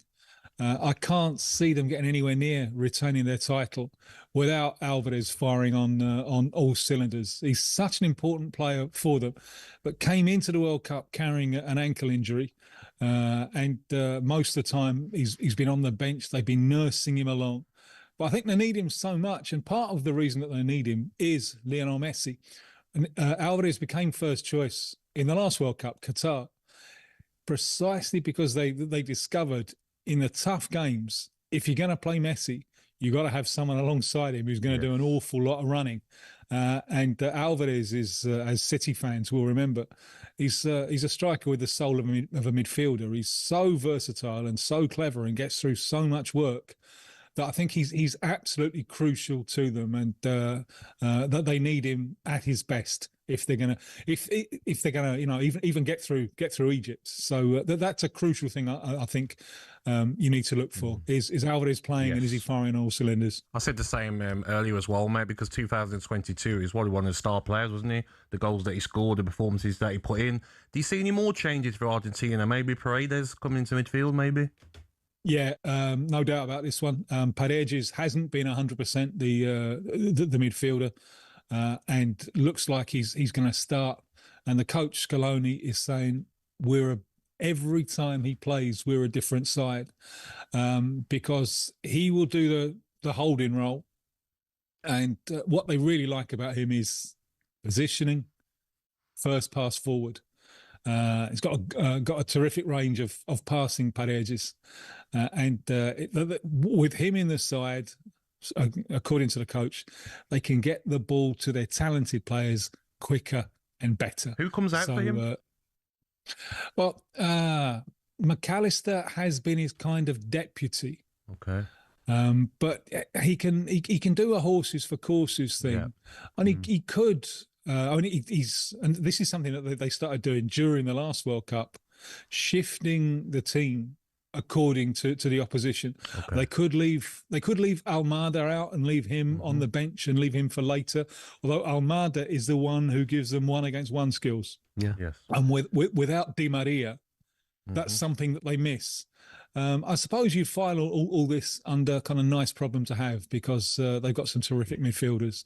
I love watching their midfield when they're in top groove. I love the way they move the ball. There's something almost retro about the way that they stroke that ball around. It's my favourite part of the team. The way that they'll move the ball around the midfield, and then they'll get the ball to Lionel Messi between the lines, and then wait for the magic to spark. Yeah. Look, I've been underwhelmed by Egypt so far, so I'd make Argentina pretty firm favourites this evening. But I'm not sure that I'd necessarily make Colombia firm favourites against the Swiss. What's your view of Colombia's tournament so far, Tim? I've been really, really impressed. And as so often in life, defeat is a big part of success. They played a friendly end of March, the last FIFA dates before the squads are named. They played a friendly against France in the States, and France put out the reserves, and Colombia were at full strength, and France murdered them. And the problem that Colombia had was they've got Luis Diaz, they've got a central striker, probably Luis Suarez, and they've got James Rodriguez, the veteran playmaker. And they were getting caught with 3 men ahead of the line of the ball. And it was so easy for France to pass their way through them. And it was a massacre. And they've had a rethink. And one of the things that's happened, very different from, say, Portugal, is that they are no longer hostage to the veteran star. James Rodriguez, former Everton player, of course, he plays, but he's not as important. And he has to put a shift in. He has to get back behind the line of the ball and work a little bit. And that means that he doesn't last the game. When they took him off at half-time in the last game, and that was the coach made it clear that was a tactical choice. They were one up on Ghana. The best way for Colombia to see out that game was to bring someone else on and play without him. And once they've just got that balance right, they've been really, really good. One little problem, one thing that they're worried about is that they don't score the amount of goals that they should do with the chances that they create. Luis Diaz is having a frustrating time in front of goal. Maybe saving them up for today, because today, I agree with you. I don't think there are clear favourites in this game. Tim, it would be some quarter-final, wouldn't it? Because I've watched games in the Copa America between Colombia and Argentina, and they dislike each other, don't they, the players? It's, it gets spicy. They're opposite ends of the continent, Argentina and Colombia, but there's quite a close relationship, because it's like a case of like Argentina is their daddy. Colombian football started, it really started. They had this pirate league going. It launched at the end of the 40s, and it wasn't aligned to FIFA. So they didn't have to pay transfer fees. And Argentina, the players had just gone on strike at the time. So Colombia came down and they just took all these Argentine players up. Like the great Di Stefano, before he went to Real Madrid and launched the European Cup, he was playing in Colombia with Millonarios. So there's always been a huge Argentine touch in Colombian football. I mean, the coach of Colombia is Argentine. So it's a little bit like it's father against son. So it's quite close, that football relationship, but indeed very, very spicy. 2 years ago, they met in the final of the Copa America in Miami. The kickoff was delayed because all of Colombia tried to get inside the stadium and the authorities didn't really know how to cope with it. Argentina won that time. If it is Argentina and Colombia, and please, can we not have both knocked out? I don't want to go into hibernation, for another 4 years. Brilliant. But I don't know who my money would be on if it's Argentina, Colombia this time. Yeah. Tim, thanks so much. Thank you, Tim. My pleasure. Cheers. The South African football expert, Tim Vickery with us there. Both games, of course, live on talkSPORT. Isn't it nice to have a lovely little bit of philosophy at this time of the morning? Defeat is a big part of success. Absolutely love that. Good luck to Tim. the referee, though, if that is the quarterfinal. Yeah, Wow. if it is. All the best. That was a look ahead with Sure non-stop protection deodorant that won't ever let you down. Coming up, we'll bring you more on Belgium's win against the USA and whether this team could go on to upset Spain. That's next. High pressure picks on talkSPORT with Sure, official sponsor of FIFA World Cup 2026.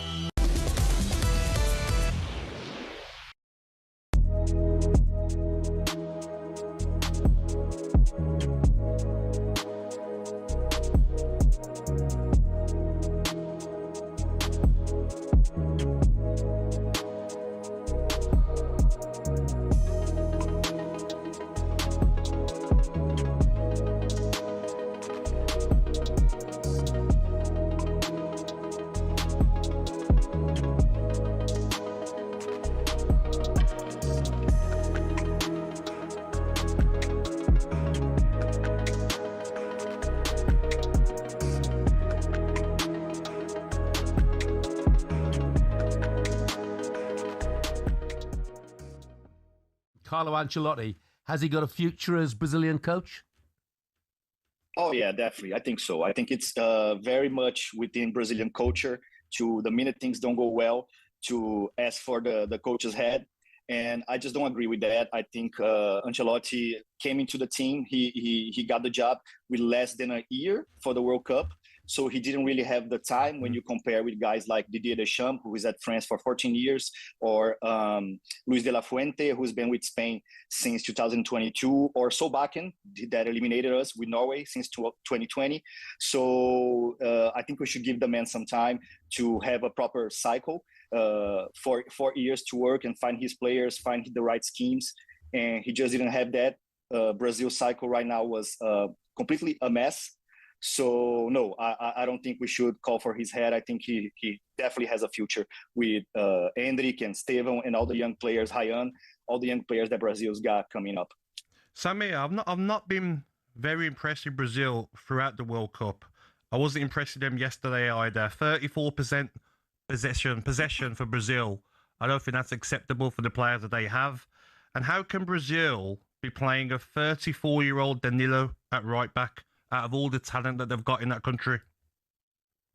Yeah, I agree with you on both ends. I think 34% for Brazil, it's weird, especially when you consider Brazilian history. It's a team that likes to have the ball, that knows what to do. Get ready to get that winning feeling with talkSPORT Win. This summer, talkSPORT is bringing you live and official coverage of every game of the FIFA World Cup 2026. And to celebrate, we're giving away £26,000 guaranteed. Go to win.talksport.com to enter now, and you could win 26 grand in your hand, tax-free. Enter now, and you could be the next to get that winning feeling, courtesy of talkSPORT Win. Find out how to enter now at win.talksport.com.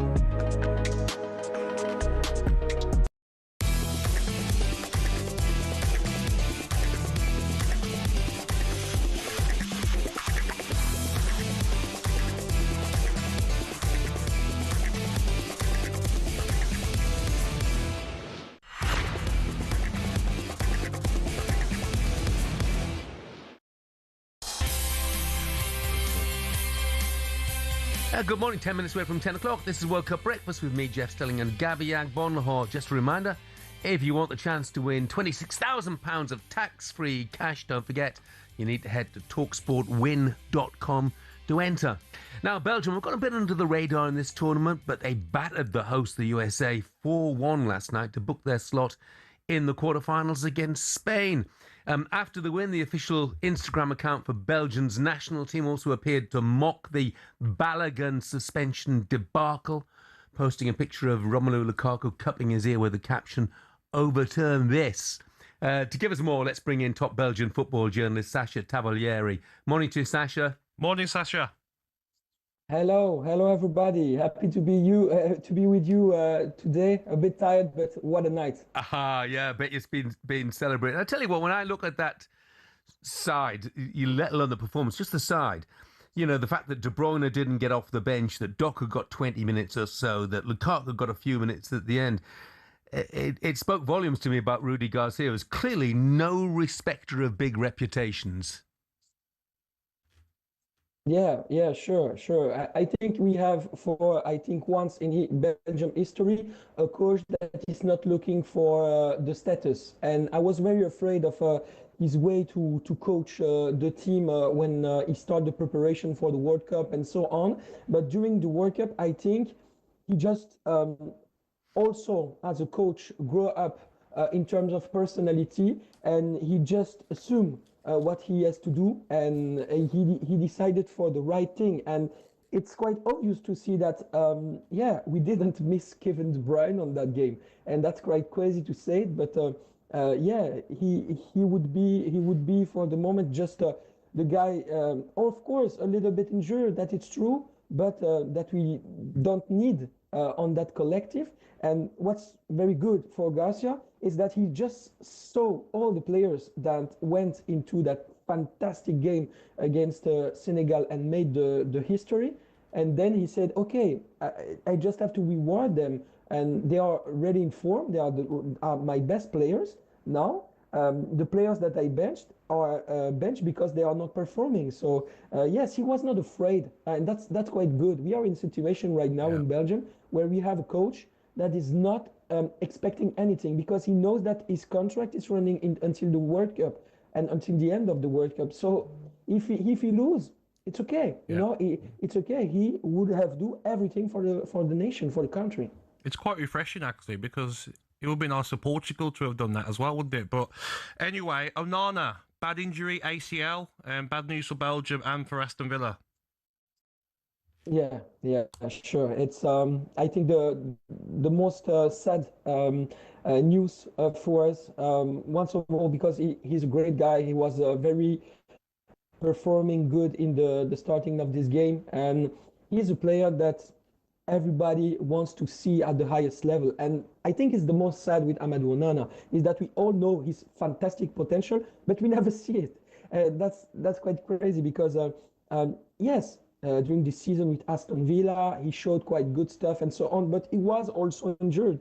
And I think that fact of fragility, I am very afraid that is going to be something that we will remind him at the end of his career, because,